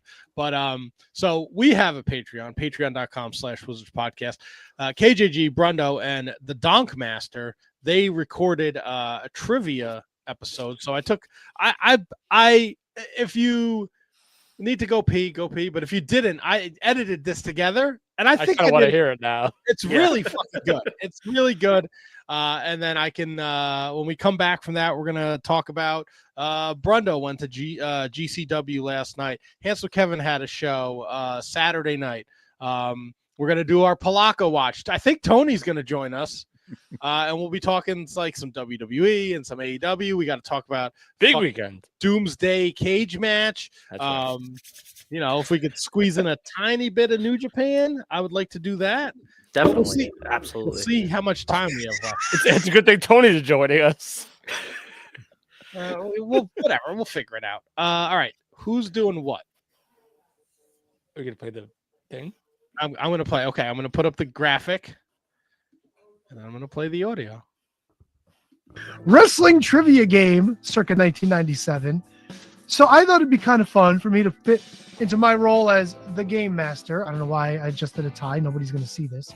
No, you should have. And KJG is going to take on Brundo in a little old school pre-1997 WWF trivia. Now, here's something that I forgot. There's 5 questions on each of these cards. So what I thought might be fun is I would give KJG 5 questions to begin with, and then we give Brundo 5 questions. And we see how much fun or how aggravating that is, and maybe we change the rules depending on how well that goes. In what Canadian city did Jeff Jarrett lose the Intercontinental title to Razor Ramon? Toronto, Vancouver, or Montreal? What the fuck? At what pay-per-view did Taka Michinoku win the new Federation Light Heavyweight Championship? D-Generation X, Ground Zero, or Bad Blood? It is not, but that's a good guess. Oh my God, 3, 4, and 5 are going to be dog shit. Pacific Blue? Holy shit, that is correct. Nice pull. Brundo ran the fucking table on that one, dude. What a fucking joke. No! The last card gave you the answer. Hey! Honzonu! That's a weird question to have on there. Yeah. Well, it gets even weirder. I mean, he wasn't going by Mick Foley when these questions came out, so. I'll do the 5 questions. You guys write down your answers and hold them up for me. And we'll see who gets them. What's the score right now? Oh, it is Brundon 12, KJG 11. If you want to find out who won trivia. Oh, sorry, Tony. Okay, you're in. I thought I removed you. What's up, T-Donk? Nothing much, fellas. How's everything? Excellent. You missed a fantastic interview with Beau James. I mean, I listened to a little bit of it. I was waiting for my opportunity to jump into the show. So much for 2030, huh? Told you he's a talker, bro. He was rolling. I do want to say, KJG, I caught him saying top 5 guests of the year so far. I think we've only interviewed 4 people. I can definitely see him liking that more than Sexy Eddie last week. That's for sure. Yeah, well, you know. Yeah, listen, when I see KJG hiding his face and cringing, you know it's a fucking amazing interview. Yin and yang, that's for sure. Fuck yeah. Now, I don't know if you noticed the song bed that I put under that Patreon. Yeah, I heard the song. What was it? It was Stone Cold by Rainbow, which was the #1. It was the first song on the Stone Cold album that came out that I had that you mentioned in trivia. Oh, wonderful. Oh, I'm sorry to bore the shit out of you. Hey, I got breaking news. You guys want some breaking news? Sure. Kevin's not here, so you're not going to spoil anything for him. Okay, I've never heard of the Speak Easy podcast, but apparently Michin was on there, and she made it known that marijuana has been removed from WWE's banned substances list. I think the only thing to say there is about fucking time, no? Yeah. I got to imagine that when Matt Riddle worked there, they kind of turned a blind eye to it. Matt Riddle, Rob Van Dam, bro. Yeah. Bro.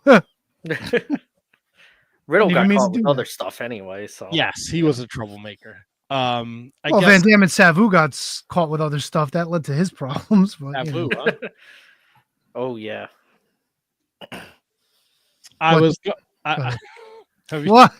What? I have to bring it up. It just came across Twitter because I was scrolling. Have you seen the fucking Death Riders t-shirt? Yeah. Yeah, I did actually. Oh, I haven't. It's a fucking white t-shirt, and in the bottom left corner, it's about this big. It just says property of Death Riders. Oh, Jesus Christ. It might as well be a John Cena shirt. Well, I could say HK already got one.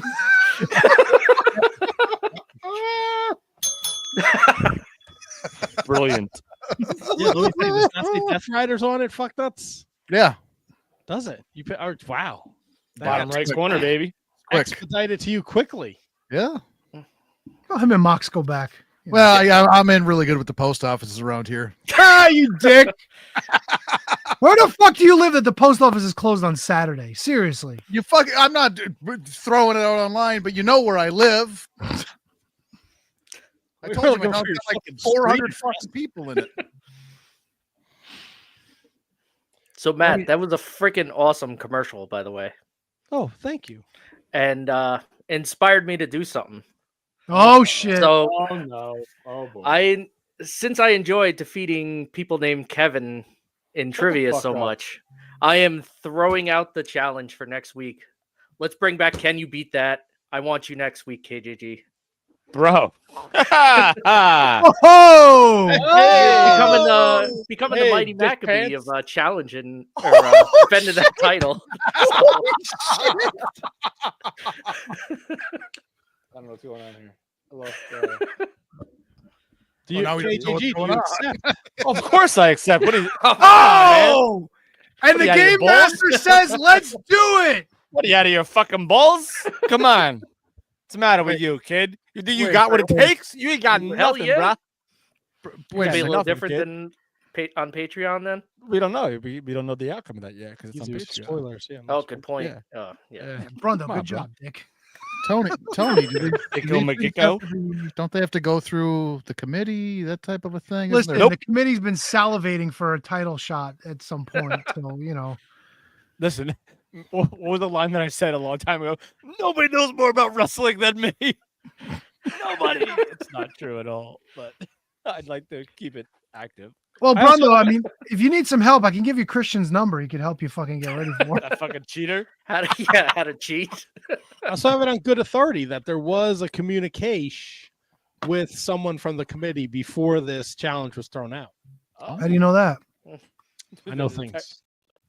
How do you know things and the committee doesn't know things? That doesn't make any sense. I have sources. Oh! I'm a professional. Professional. Unlike fucking the Death Rider t-shirt here in the middle, overselling fucking stunners like nobody's business. Oh my god. Loved it. Oh my god. Did you see the video? It's called putting people over, dude. How do you put over a woman? That if you listen to this show, Oh, take That it can't be easy. easy. Take it if you, easy. if you listen to Eddie. this show, brothers HK and T Donk, no respect for the women. The way you guys talk about the bikini matches and their holes and such. There's nothing wrong with bikini matches. No Right, surprise that you caught a stunner, fuck nuts. No, I would say among the panel, nobody appreciates women more than myself and Tony. There you go. Was she a gym teacher? He got me on that one, HK. He fucking got me on that one. What a throwback. She was What not. that means. What is that? What's that? What's that Remember reference? when JJ Rogue got beat up by a gym teacher? Not even a wrestler, a gym teacher. Beat up by a gym teacher. I Can we believe go it to though. Can we go to the footage of the gym teacher beating up JJ Rogue? Took a hell of a stunner that night, too. He took it. Look, I'm only busting balls, but HK did take a hell of a stunner. He also, very shitty tactics outside the ring. I saw some other footage sent by your lovely wife. Whoa. Whoa. Of you Wait, doing Matt, you're on something, a direct message link to Mal? Molly hit me up. She fucking Oh boy. sent me video of fucking JJ Rogue being a real dirtbag. No. I'll send you the video there, KJ. I'll send it in the group here. But no, it wasn't nothing. All right, well, go fuck your hand.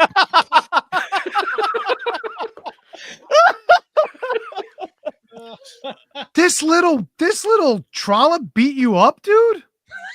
It was a fucking Oh, she put the boots to you? It was a sneak attack. It's a sneak attack. Well, if you weren't fucking busy fighting with Brunhilde, the referee, maybe you would have fucking had your eyes on this little strumpet coming into the ring. Well, she fucking kicked, and And then by the way, was that Jumpin' Jim Brunzell at the end of the video? Yeah, I see him now too. Was old Jumpin' Jimmy at the show? Jumpin' Jimmy was not at the show. Arn Anderson, Eric Bischoff, Double T's favorite Ken Patera. Oh, he actually showed up, that piece of shit. He was there. He was there. Tony paid $100 for his fucking autograph in less than 2 weeks. Mike Santana, I got to hang out with him for a while. It was a good time. Guy. The fact that I just have Jumping Jim Brunzell and Ken Patera's action figures like right here is so like ridiculously like on point. Dude, you can't tell me that guy's not Jumping Jim Brunzell, the very last guy laughing in the video. My wife spoke with Mr. Perfect's widow for quite a while. She sat next to her. It was it was a good show all around. Go back to your confrontation with Sam, not confrontation, but your interaction with Santana. How was that again?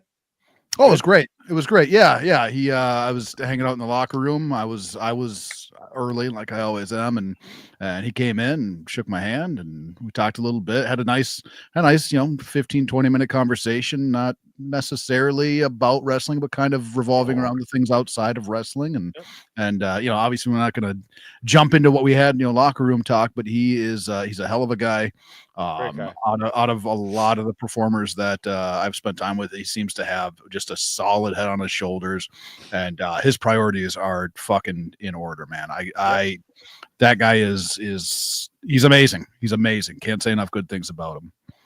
And if you're not familiar, Handsome Kevin, he does do independent wrestling work as JJ Rogue, a dastardly piece of shit manager. I don't know how he came up with that idea. Just listen to him on this show. But he was at Midwest All-Star Wrestling this past weekend. So I don't think we do enough to put over when you do these shows, HK. So I think we need to get better at that. Oh, well, thank you very much. Yeah, no, like I said, the show this weekend was fantastic. It was at Casino Show. Great crowd. Really had a great time. Got to do some selling, which is kind of what I'd really love to do more than anything is putting the other people on the card over, trying to make them look as good as I can. And I do my best at it. And I have fun while I'm out there. Maybe I'll put this. If you're allowed, I'll put this video on the Twitter machine. Yeah, man, you're more than welcome to. I appreciate it. Tony's right. She does look like Broomhilda. And this little hooker hits you right on your tits. Oh my goodness! Why does she smack your tits, bro? Yeah. Was she looking for milk? Oh, then she stomped a mud hole in you, brother. Yeah, dude, she fucking put the boots here, and she chased you to the locker room, dude. Oh, yeah, she did. And, I got out of the ring, and I fell to my knees, and as soon as I got up, she kicked me again. Tile floor, I went down, slid back almost all the way through the curtain. It was a whole situation there. I'm with Tony. That is Jumping Jim Brunzell there at the end. Right? The long sleeve under the T-shirt, 100%. The sandy hair, yeah. And then on the flip side, if you watched GCW, JCW, J Cup Night 2, Brundo rocking that Shining Wizards t-shirt was all over the fucking place last night. Oh, hell yeah. In the White Eagle Hall in Jersey City. Yeah, that was an absolute great time last night. Not a bad match on the card. Man, I went really for Mance and Gabe Kidd, and that delivered like no other. It was just a war. Just the chops you could hear across the building, basically. Like, these guys got to be hurting today. And then former guest Alec Price put on a show for sure. Made it all the way to the finals, but couldn't defeat Masha Slamovich in the finals. But he was an all-star MVP for sure last night. Yeah, no, great. I watched the show today. Great weekend of shows. I did not get to catch all of night one, but I did catch a good part of night one. If you don't have Fight TV, like Triller, it's $8 a month. Triller, Fight, whatever you guys want to call it. $8 a month. GCW runs a fucking zillion shows. Plus, there's tons of other shows. Like, you want to check out GCW? Do it during Mania weekend. It's $8. You'll get everything from the fucking collective. Like, it's a home run. Zack Sabre Jr. is going back to GCW. Yep. It's worth checking out. The shows literally have something. Oh, the human Q-tip is coming. He's no longer your IWGP heavyweight champion. Yeah, I know. I know who is too. Fuck that. Fucking bull. What do you got against Hiroki Goto? Goto should be gone though. Didn't we call this? Like, didn't we assume that he was going to end up winning that IWGP Championship? Because Zack Sabre Jr. sucks. That's why. Whoa. That little strumpet that beat the shit out of JJ Rowe could have beat fucking Zack Sabre Jr.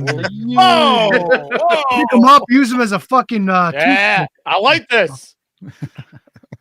Listen, let's not get it confused. JJ Rogue is a completely different person than Handsome Kevin. I don't know what the fucking confusion is. Well, I know neither of them can find a post office. That's right. God damn it. God damn it. Now, here's a better question, Tony. Great question, Matt. What's up? Who confronts PJ Polacco? Do we know if he's coming to Minnesoters? I don't know. Is it time for Polacco watch? Yeah, maybe in about 20 seconds it'll be time for Polacco watch. Love the man. There we go. All right.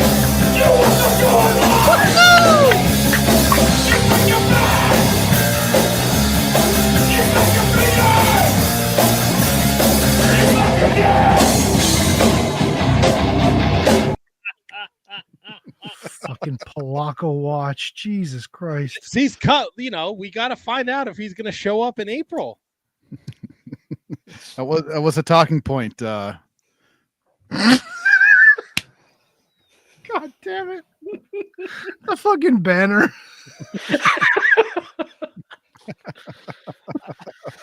I love PJ. Great guy. Never did anything to me.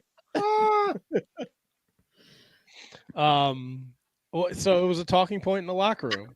Yeah, it was a talking point in the locker room. It was funny because some of the people were like, I had to go more than one of the talent were like, "Hey, you're gonna be on that show, right?" I'm like, yeah.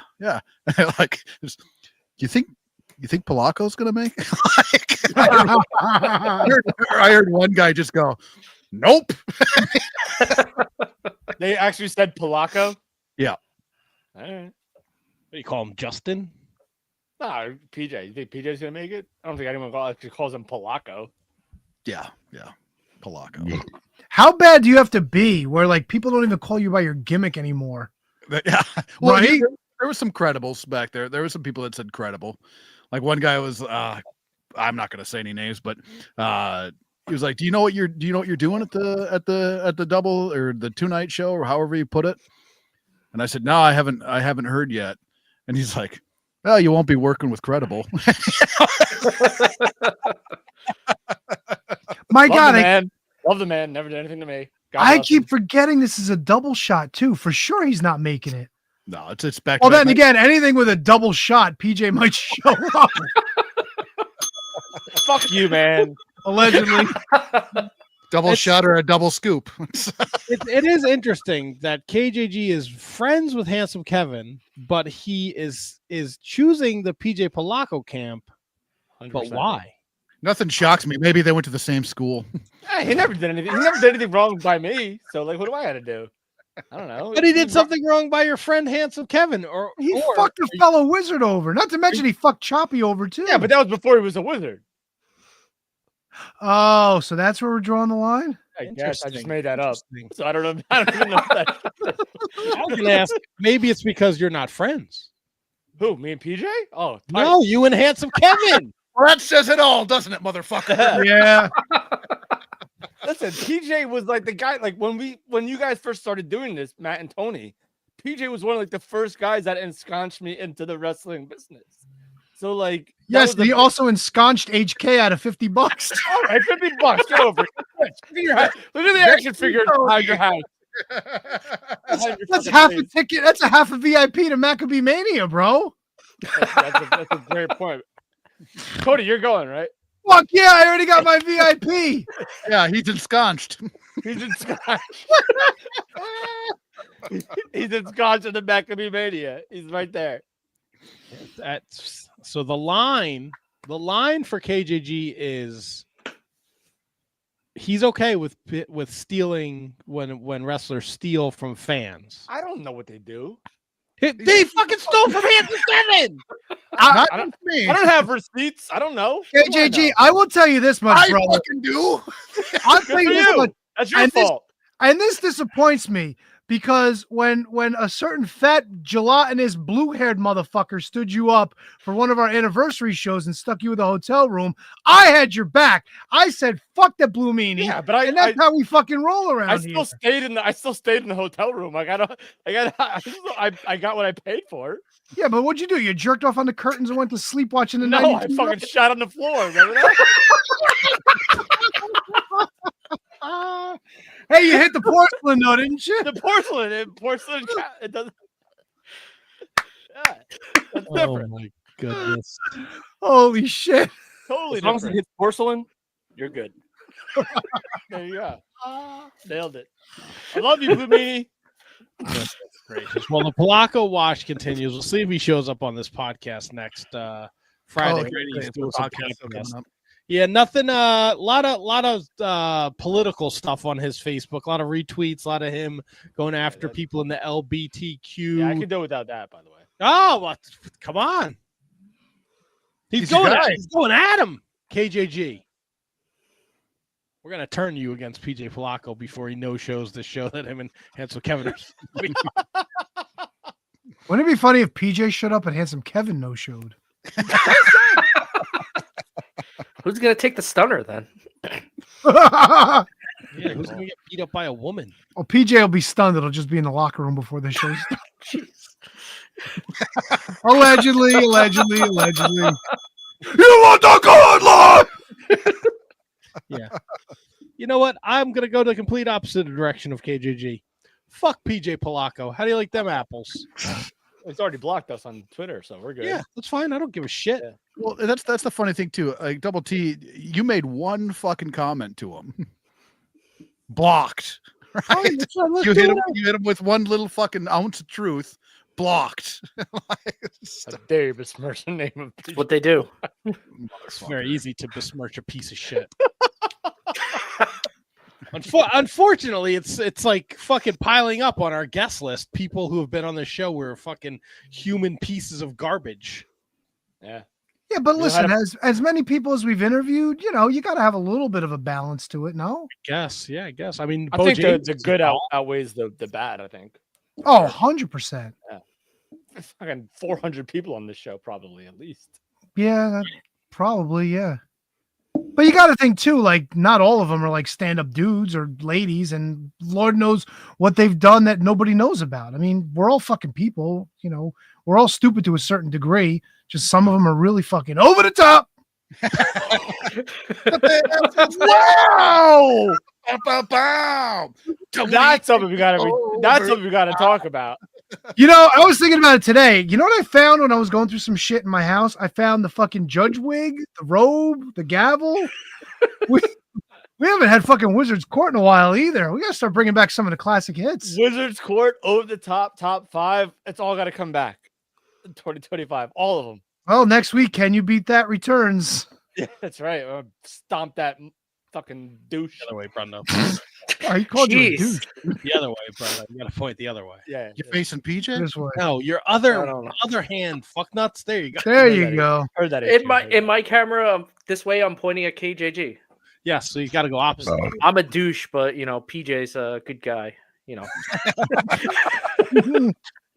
That's right. Don't you forget it. Don't. No, genuinely though, PJ was cool with us, and then PJ had his problems, and he felt like he just, the world was his fucking cookie jar, and he just keeps sticking his hand in it. So he's got to fucking pay the piper. He's got to pay me, don't you know? Fire me. I'm already fired. What is there anything from the WWE or AEW world you guys want to talk about? Tony, I want to know about ring size, man. What are your thoughts? You motherfucker. Oh, I saw that thing going around. You know what? It is what it is. Great insight, Tony. You know what? I want a Buck Zumhofe ring, the 4x4 that he was using at the taverns before he got picked up. You've seen those videos, right? Tell me I'm not alone. I know HK's giggling. Brundo sent it in the group text today. Wait, what'd you send in the group text? Brundo sent the ring. footage of the Buck Zumhofe. Wait, did you really? How much did I fucking miss? I did. It was a Twitter message. Oh, okay. I saw tripping balls. I didn't fucking look all the way up. Oh shit! So I made a reference. I didn't realize I was making the reference. Good on me. All right. The Fuck fucking yeah, dude. the promo before that match was so fucking amazing.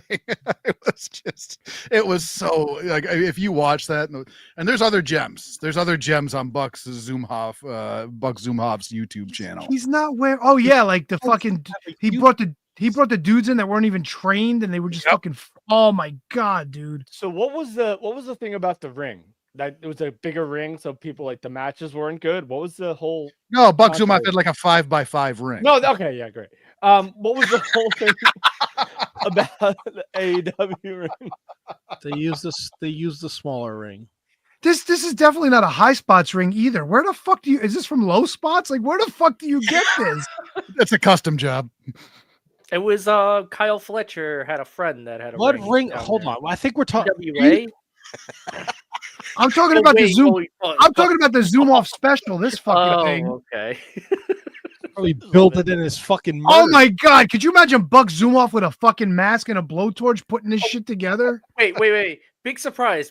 Buck Zumhoff has a child-size ring.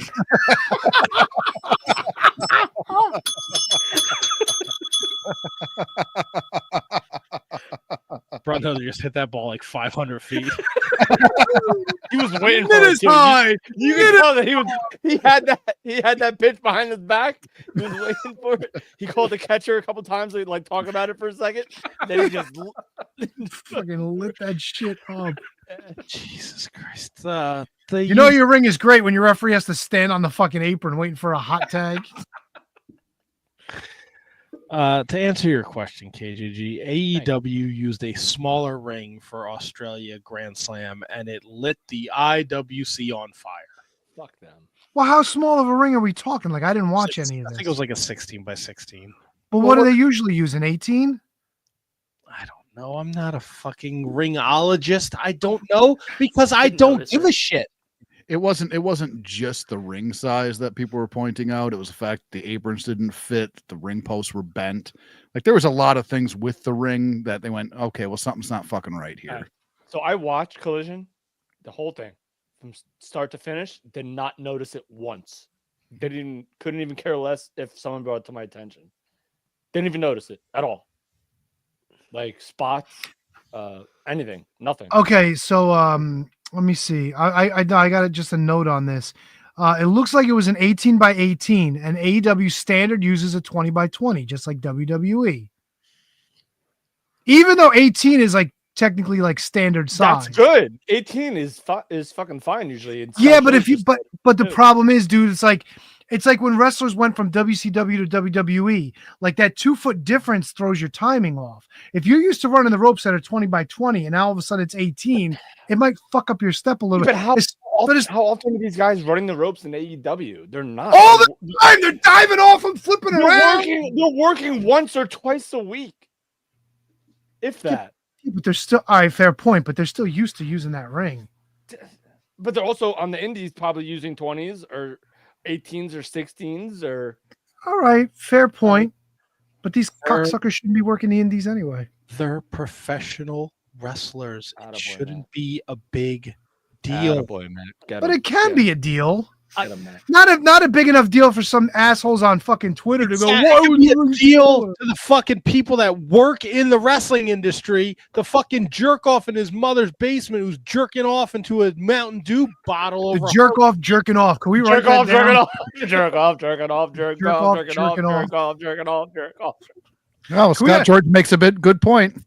Buddy Matthews did turn his ankle during his entrance. It's not my fault he can't jump over the Wait, did his ankle turn heel? Jazz hands, Hornets. Woo! Not like it's the wrestling ring set up in the fucking parking lot of the Golden Corral. Like, get over yourselves, people. They got Golden Corral in Australia? No, but you never saw the picture of the wrestling ring in the Golden Corral parking lot? No, I did not. Wait. It was Heidenreich against Doink? Yeah, Alabama Doink. Alabama Doink. There is a difference. There's a difference between regular Doink and Alabama. Came out in overalls and face But there's not much of a difference between Alabama Doink and Ray Apollo Doink. Not that different. Have you seen? When was the last time you saw Alabama Doink? I don't know. When was the last time you saw Ray Apollo doing? Bet you looks 100 times better than Alabama Doink. About 2 years ago. I saw Ray Apollo. Is it Ray or Phil Apollo? Which one is It's Ray. It's Ray, yeah. Okay. They really need to make a whole fucking ministry of doinkness, right? Yeah, they do. Yo! That's an HK original right there. That's right. Episode Ministry one of Doinkness? Yeah. Bro, you can't tell that that's any other like. Yeah. Alistair Black is going to come back to WWE with this Ministry of Doinkness. Fucking Alabama Doink. All right, Brundo, Ministry of Doinkness. Write that down. I got a lot this week. That's good. We got a lot. Okay, so is there any because I don't want to go all night, and I know you guys don't want to go all night. Is there anything from AEW or WWE you guys want to talk about? I mean, Tony Storm won the women's title. She did for the fourth. Stephanie Vacuum won the fucking NXT North American title. Stephanie Vacuum. Did you guys notice that Tony Schiavone, when he there was a spot in the match with Mariah May and Tony Storm where he announced, like, when Mariah May was like putting, I think it was like a hip check or something like that on Tony Storm. Tony Schiavone mentioned Tony Storm as the champion before the match ended. Did you guys notice that? And Tony Schiavone like makes a point like he doesn't want to know what happens at the finish, just like JR. But like he said, like Mariah May hits the champion, and I thought that was like a little bit of a freakish thing. Again, just me noticing something. But yeah, but shit like that's happened. Like if you go back to WrestleMania 5, like you'll hear Gorilla calling Hulk the champ, and then he corrects himself saying the former champ. Yeah. So it's like it's weird. Sometimes that shit just happens. And then they also called like Buddy Matthews' move. Nigel actually said it, I believe. Said like Murphy's Law, and it's actually supposed to be like Matthews because he's not Buddy Murphy anymore. So like, and again, just nitpicking, just stuff that I noticed. I love the show from start to finish. Absolutely loved it. Very shocked that am I the only one that thought like Will Ospreay was from like Australia? Like, because I know he's from England, but like his reaction and I hate Kenny Omega's big fight feel music, by the way. Hate it. Just come out to his regular music from now on. But anyway, love the show start to finish. Great show. I like that Tony won with the roll up because they really played that up in the when she was pretending to be the previous Tony Storm before she went back to Timeless. That's how she was winning her matches. So good callback there. Yep, loved it. Loved. I was going into this show thinking that like, all right, so it's not a stadium show. It's Collision. It's 10 o'clock. The NBA All-Star game is on before it. I was like, why am I really going to care about this show? But they presented it very, very well. And it came across as like a pay-per-view type show. And I watched every single match from start to finish. And it was just, I enjoyed it as a pay-per-view kind of show. Yeah. Harley Cameron's a freaking star too. Brilliant. Yeah. Brilliant performer. Absolutely. And so is Sasha, to be honest with you. So is Monet. There you go, Tony. Got it. I thought it was a fine show too. I think the coolest thing was when the crowd sang Cope's music. Yes. Oh, that moment, huge. And the fuck you Callis chants too. Fuck Tom Callis. Fuck. Yeah. What are your thoughts about them going back next year? Do it. Do it. I guess. Whatever. They made a lot of money. They said this is the third biggest. Whatever. Yeah, they said it's the third biggest gate they've had. So why would you not? If you're, Would they charge $5,000 for tickets? Yeah, probably. But when you don't go to someplace a lot of times, it's always going to be more expensive. Like the WWE when they went to France, that was the biggest gate of all time. It wasn't like it was the biggest draw of all time. Mademoiselle, you like to wrestle? I see. This Cody Rhodes. Yeah. Who is this Cody Rhodes? Would you speak? We want the Roman Reigns. Michelle McCool in the Hall of Fame. Are we okay with that? Yep, 100% all about it. I don't know. I didn't watch during that era, so I don't. Doesn't matter. Undertaker's wife, she's in. She's in. I kind of wish She it was. fucking she rides the dead man. She gets to go into the Hall of Fame. Brundo had a take on this. Is that was your take, right, Brundo? Yeah, I kind of wish it was Laycool, but if she wasn't Hammer and Taker, I don't think she would be as. Nah, bro, she's been in fucking Royal Rumbles as you know. She has, yeah, but she's been. I don't know. She carried that. She was like the transition champion from the Diva era to like with the Bellas. Like she was that kind of wrestler where she was the athletic performer, and she had multiple world title reigns. So yeah, she's 100% in it. Was it in a short period of time? 5-6 years. Okay. Was it even that long? Was she ever in any bra and panties matches? That's the question. I don't think so. Fuck, then she don't go in. Fuck that. Change my mind. So she was like you, but like you would get like what I'm saying. Like she would get there if she had like that 5-6 year run as a multiple time world champion. I think she started the Diva. She was a Divas champion, to be fair, but she also was a world champion. And I think we're getting to that point now because that time period is largely, I think, I don't think it's fondly remembered and it's largely forgotten. But we are getting to this time period now where people from that era are going to start going in, and people are going to go, wait a second, they're going in, because they just kind of that era just gets forgotten about so much. And I think that I'm completely okay with her going into the Hall of Fame. Really wish I would have seen a bra and panties match. I'll cut you in just to make the point. She was voted Woman of the Year and #1 in the top 50 female of the PWI Female 50 in 2010. Not only that, she was the inaugural Divas champion, won that belt twice, and she won the Women's Championship twice as well. She's in that same category as like Mickie James, probably like that's actually the only comp I really have at this point. Beth Phoenix, maybe. Who?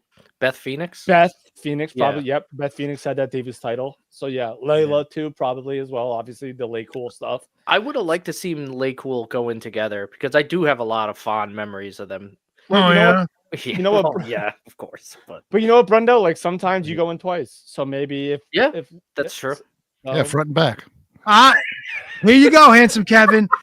Upon her arrival to WWE, she was aligned with Crystal Marshall, feuding with Jillian Hall and Ashley Massaro. This led at the Great American Bash in 2006, a fatal 4-way bra and panties match. All right. Wait, people. Who were the participants? Crystal Marshall, Jillian Hall, and Ashley Massaro. Is this Jillian Hall still have the fucking thing on her face? Post thing. I don't know that. Post thing? And how come I I don't don't remember? like terrible singing gimmick? I don't remember Marshall at all. Crystal Marshall was the one that was like that was Alicia Fox. She was in the real WWE ECW, right? Bobby Lashley's girl. Was she? Yeah. Yeah, but that's right, on TV, I think she was. Oh God, she was one of the. I thought she was like the wedding Extreme, planner between Edge and Vicky, or was that Alicia Fox? I thought it was. No, she was involved. Definitely, I see stuff here about her with Vicky Guerrero and Theodore Long. Okay. Oh, she confessed her love for Theodore Long. Oh, that's right. She convinced him to hire Guerrero as his assistant. So leaving her in she was charge. put in a match with the Undertaker. She was proposed to by Teddy Long, and she was going to get married to Teddy Long. Long suffered a heart attack as part of the storyline. So, heart attack storyline. And then she got released a couple weeks later. Was she the one when they would cut to her and Teddy Long, like the sensual music would come, or was that somebody else? No, it could have been her. Or that could have been like fucking the Russian girl, Oksana. Oh, Oksana. That's right. Yeah. God. Good times. Woo! Yeah, so she was dating Bobby Lashley in TNA and portrayed his wife, Crystal Lashley, during they were married in legit life, I think. I don't think so. They were boyfriend and girlfriend. It doesn't say that they were married. Yeah, boyfriend, girlfriend. They have 2 kids, but they were never married. They split in 2010. Look at Matt. This is why he's the best. Look at him. Let's go right there. She's from Barbados. It says here she is of Barbadian descent, and I was reading that as barbarian. Barbarian descent. Bob Marion descent. Did she tag team with Haku? Yeah, Barb's your fucking uncle. There's a Tommy Young.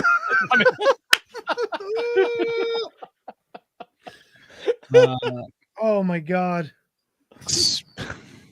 Barbarian descent.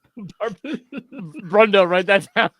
Barbarian. Speaking of barbarian descent. Oh my God. I will let Brundo do his fucking spiel at the beginning. But all right, go ahead, dude. Go ahead. All right. Brundo, you were so kind to assign us homework last week. Oh yeah. And we all sat and watched WCW Uncensored 1996, the Doomsday cage match. Please. The floor is yours, sir. So I definitely had more fond memories of this show than I have at this point. Me and my friends when we were younger used to go to video store, and we must have rented this like 20 times over the years just to watch this terrible match. And I swear I remember it being more fun crap than regular crap than it was. I watched it last night. Now this was a lot more boring than I remember. That's for sure. I thought there was a lot of fun crap here. There was as it went on. There definitely was some fun crap in it. That's for sure. The concept was the lights being off throughout the entire match was fun. Yeah, it was a fun reminder. So if you're not familiar, if you didn't watch the homework, it's on Peacock. WCW Uncensored 96 is the main event. Triple cage, Doomsday Massacre, whatever. Yeah. Hogan and Randy Savage take on like 10 other dudes. Hulkamania.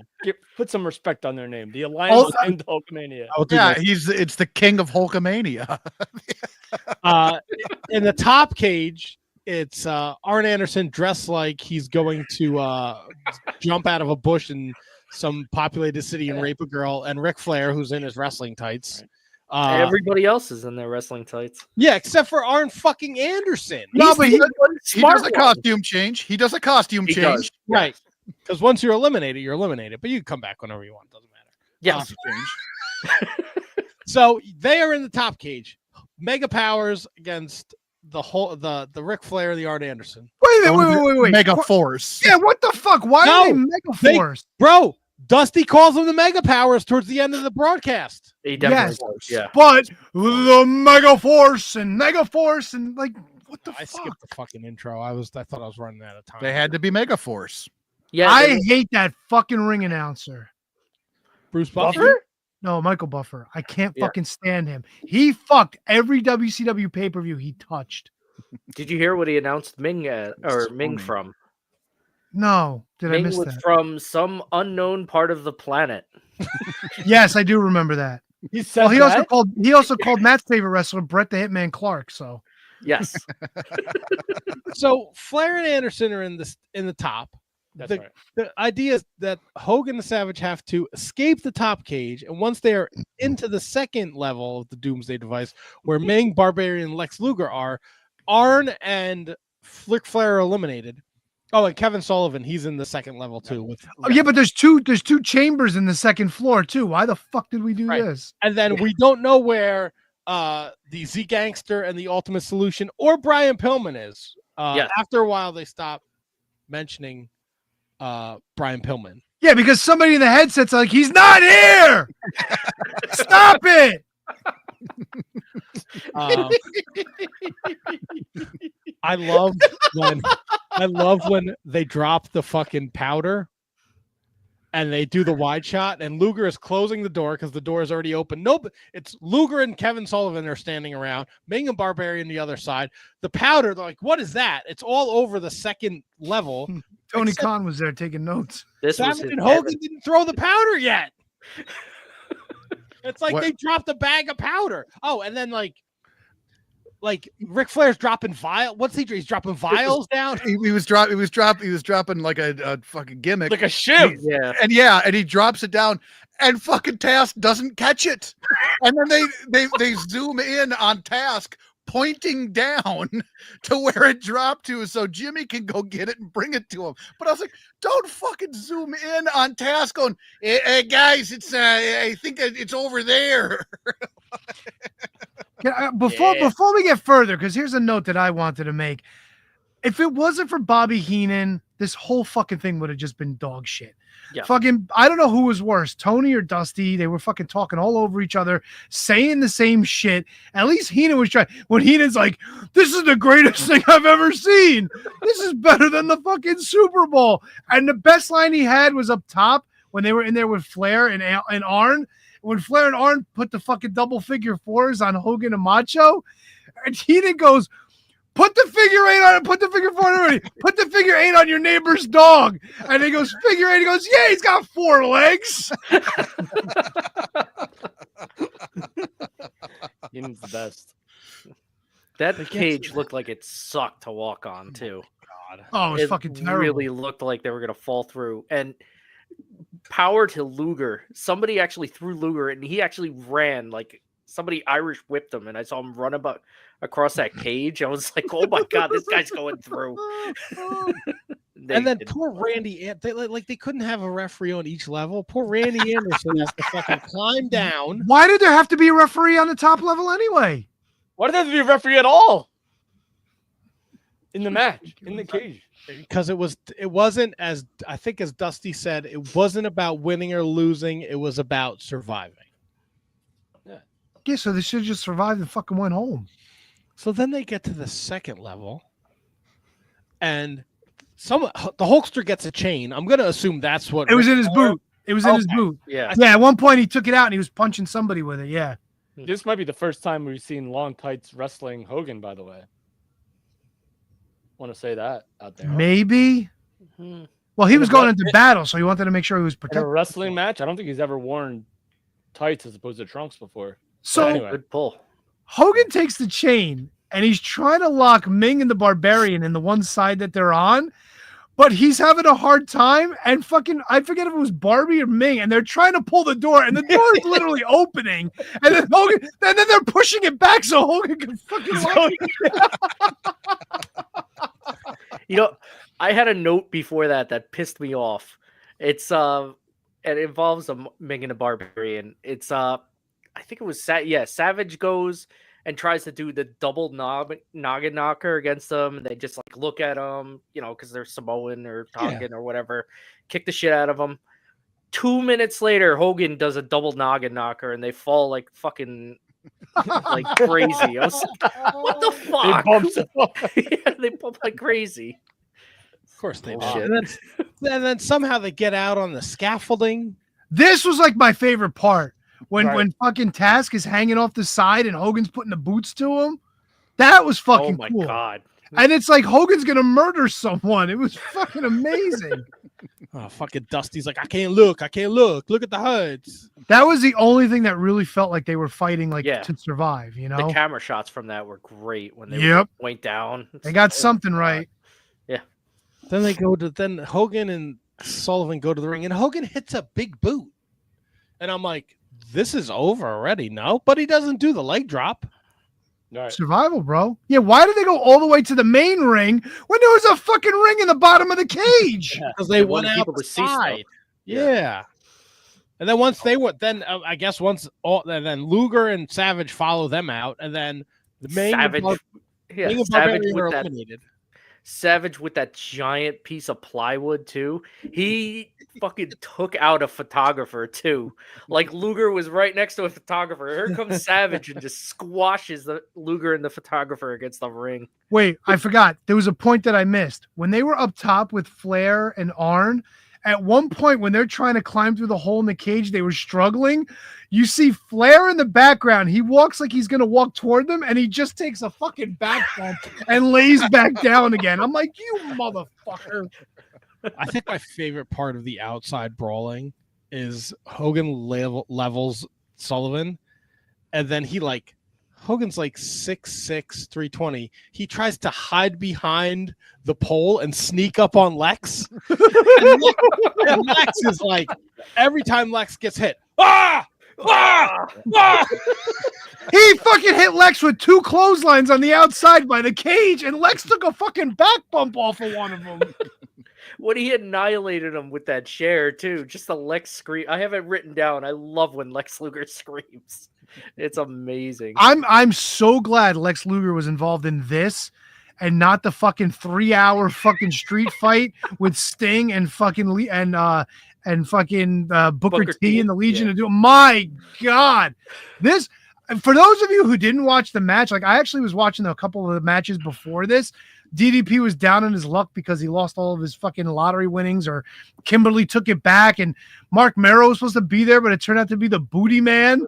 So now Kimberly all of a sudden is the booty babe. This match went on for fucking ever. And then the street fight, no rhyme, no reason, no charm, like the fucking matches with like fucking Max Payne and Cactus Jack against the Nasty Boys. This fucking thing went on for years. So going into this cage match, it was already a bit of a dog shit show. And this fucking thing just put it over the top. I'm sorry. Continue. No, I think that they go back to the triple cage and they go back to the ring, and then we finally get the Gangsta and the Ultimate Solution, which they changed, right? Didn't they change that name? Well, he was supposed to be the final solution. Okay. Yeah. Whoops. Yeah, that's no bueno. Nope, not what you want. His what was I gonna say? His eye makeup made him look like the ultimate Mantar to me. Dude ended up like being in movies too, right? Wasn't he like Bane he was in Bane Batman? in the terrible Batman movie. Yeah, he worked a bunch in WCCW too. Yeah, Jeep Swanson. Yeah. And did you notice Tiny had fucking gangster written on the Was that in Sharpie? It must have been at some point. Somebody was like, yo, Debo, why don't you write gangsta on the side of your head? Then they work back to the cage. Then Flair's back.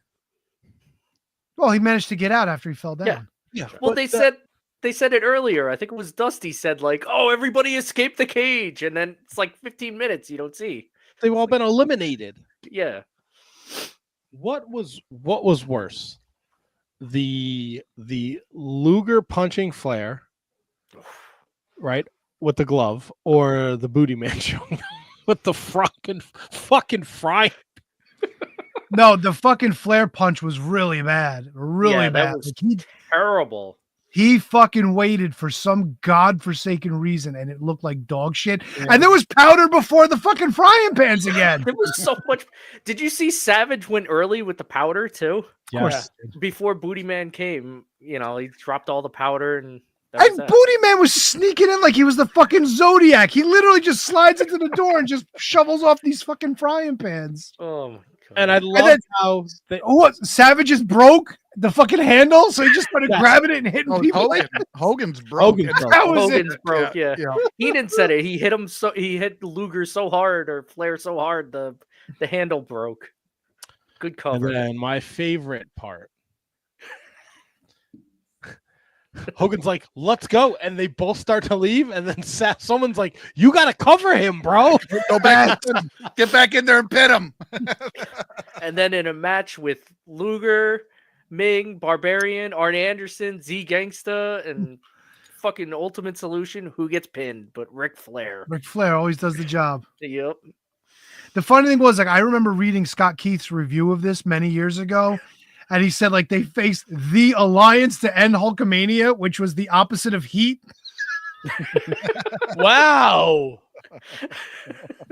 That always fucking tickled me reading that. That's a great it was one of the lines. Someone was like, Tony Schiavone was like, "Do you hear that woman screaming?" And Heenan was like, "That's just Jimmy Hart."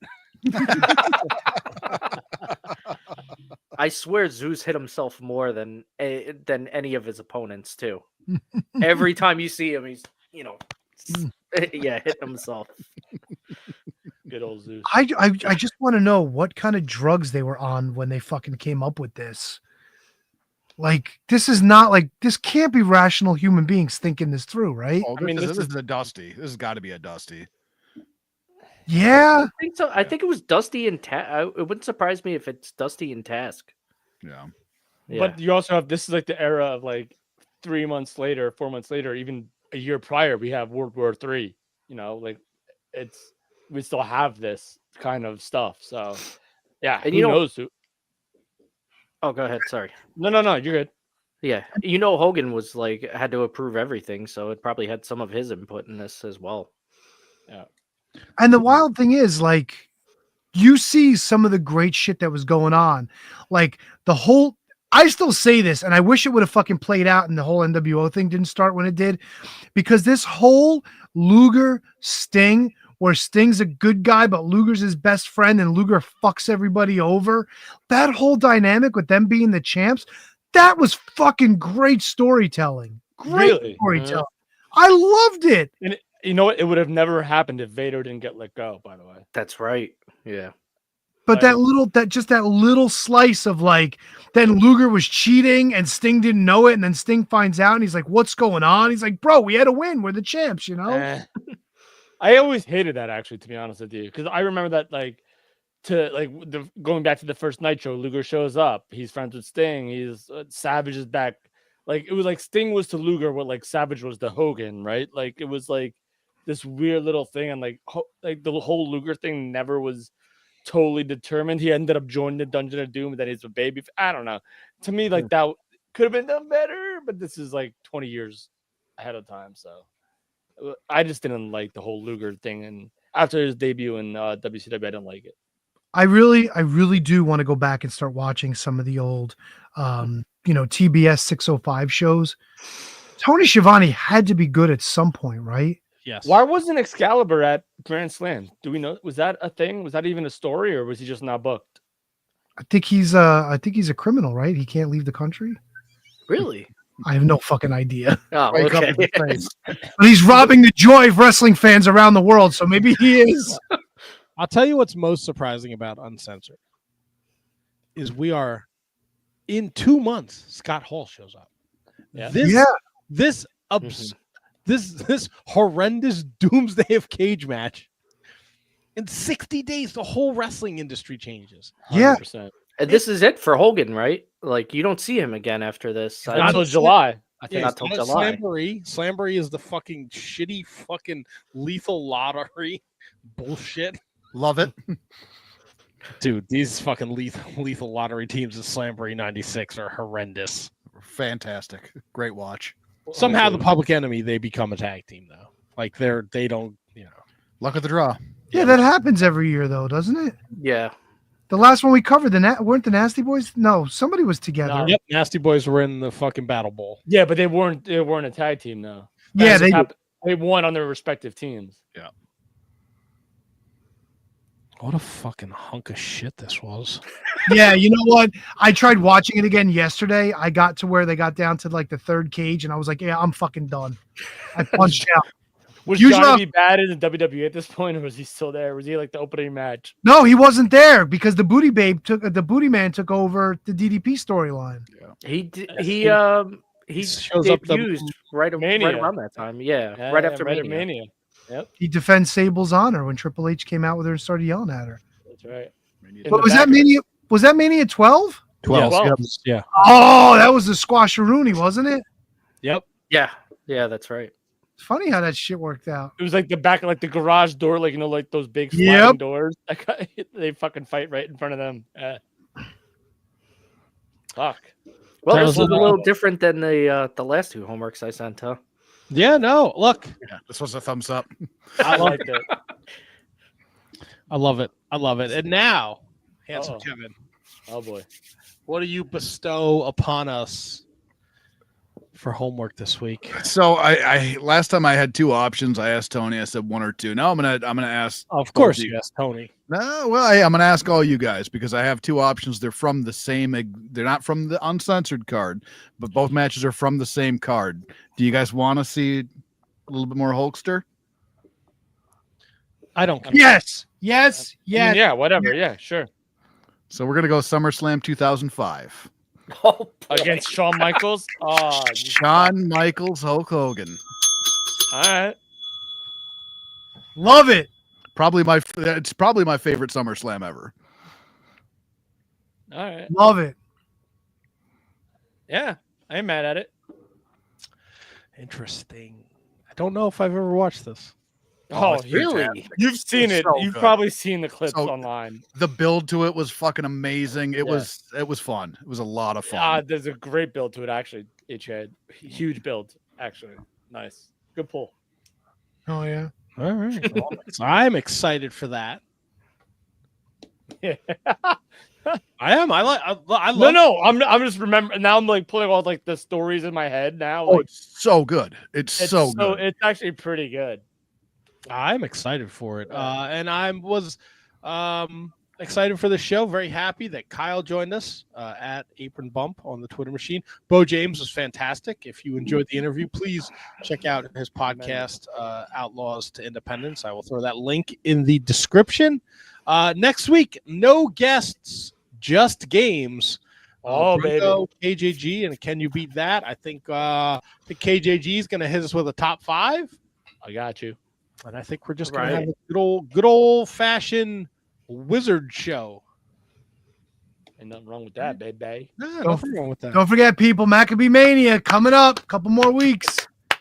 Get your ass out to Livingston. Yeah, I'm excited. Excited for Fuck that. yeah. Did you guys pre-order your tickets or no? Oh, I'm of not course paying. not. Nah. No, sure. I will buy Showing it up. at the door. Can you bring me a pizza? It might be a little cold, but yeah. Will they let me in? Will they let me in with a pizza? Tell them you're Luigi Primo. They don't fucking know.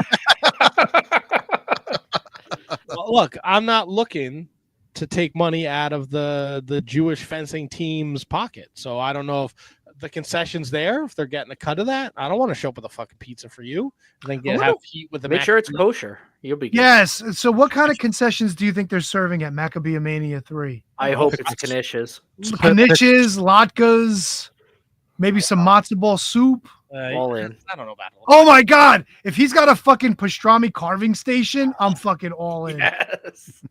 Oh, matzo ball soup is not wrestling food, though. Yeah, but you could throw the balls at fucking Maccabee. No, you don't want. That's what you don't want. Crowbar? I'm going to hit him right in his fucking head. Maybe I'll remember Matt. Knock some smarts into him. I'll be there. I'll be there late, but I'll be there. Yeah, you'll be there right next to the fire alarm. As long as there's nothing after the farmer's market that day, I'll be there. Oh, so you're going to be coming off the truck. There's no reason you can't bring me a pizza. Please show up in uniform and start twirling the pizza around when Luigi comes out. Sing the song. Yes, come with the apron and everything. Yeah, sing your song. Yeah, sing about Rico. Oh, bring that do nothing sumbitch with you too. Yeah, bring Pico. I'm not buying. I'm not buying 2 tickets. Wait, 2 tickets, one for you, one for the pizza? Oh, you wanted me to bring my guy? I'm not bringing. Yeah, bring your guy. Yeah, have him leaning up next to your car. I feel like he's at work. Can you please get that mariachi band to play you to the ring too?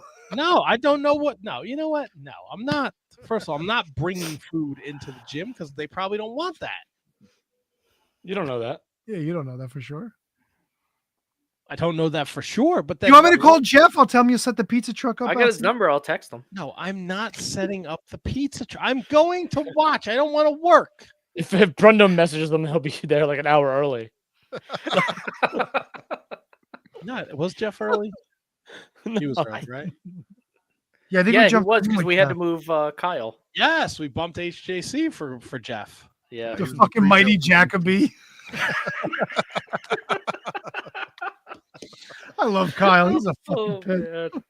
He's fucking great, super duper creative. I love the dude. He's fantastic. Yeah. Well, this has been a lot of fun. Yes, sir. Yeah, it's Great been show. good times. Great time. Do you have the gimmick there, Tony? Yeah, I do, but can I tell you this? I fucking sure. sent a tweet to fucking Twitter and I tagged Elon Musk. I told him to fucking knock this cocksucking shit off. I said, fucking all this money we spent on this shit. Where the fuck is our video? Where's our access to videos? What the fuck are we doing? Yeah, how'd that go? I don't know. I haven't checked back again. I'm sure they're going to open up another ticket and tell us we didn't violate anything. So they're going to. Stick it up their ass. July 15th can't come soon enough, Tony. Yep. Hey, we got to have a fucking Elon watch after we finish Polanco watch. They fired the guy that's supposed to fix it. That's what that's what I put in there too. I'm like, maybe you shouldn't have fucking fired everybody. Maybe some of those assholes were actually doing something. No, because we've had this problem since July, so nobody's doing anything. No, yeah, definitely nobody's done nothing. Maybe Elon will get in on this. Yeah. No, yeah, I tagged him. Listen, me and Elon, we go back. I was about to say, you guys are buddies, right? Yeah, fuck yeah, dude. Me, Elon, all of them. He's probably PJ. He's too busy reading all the tweets that Polaco's tagging him in.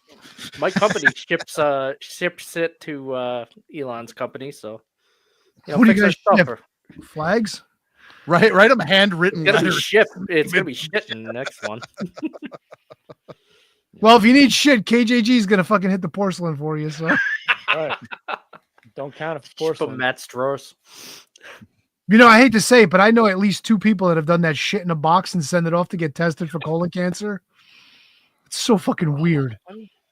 Why the post office allows you to fucking ship shit. Like, not like a medical facility, like shipping it through a courier. Just fucking shitting in a box and dropping it off at the fucking forever closed Minneapolis fucking post office. Well, I was gonna say, I know one wizard who doesn't know where the fucking post office is. First of all, it's not in Minneapolis. Second of all, St. Paul, sorry. if I go to the Ship It store, they always ask me, what's the context? So you have to say, like, when you're like, hey, what are you sending? You have to like, my shit. You have to answer that. Here we go. Scott George is on the shit in a box bandwagon. better than in your pants, Scott. Good on you.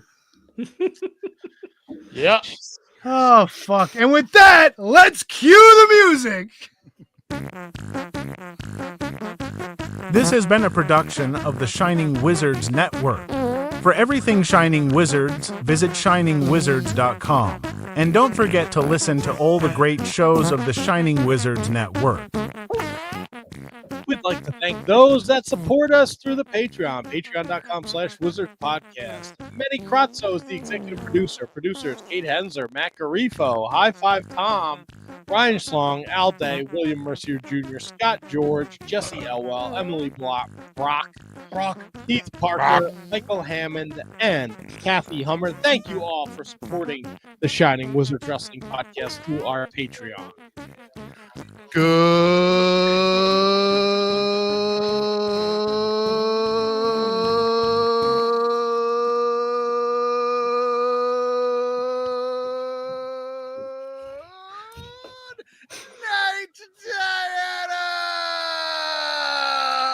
Out of doo-doo. Out of doo-doo. Out of doo-doo. Horny. Gotta go. See ya.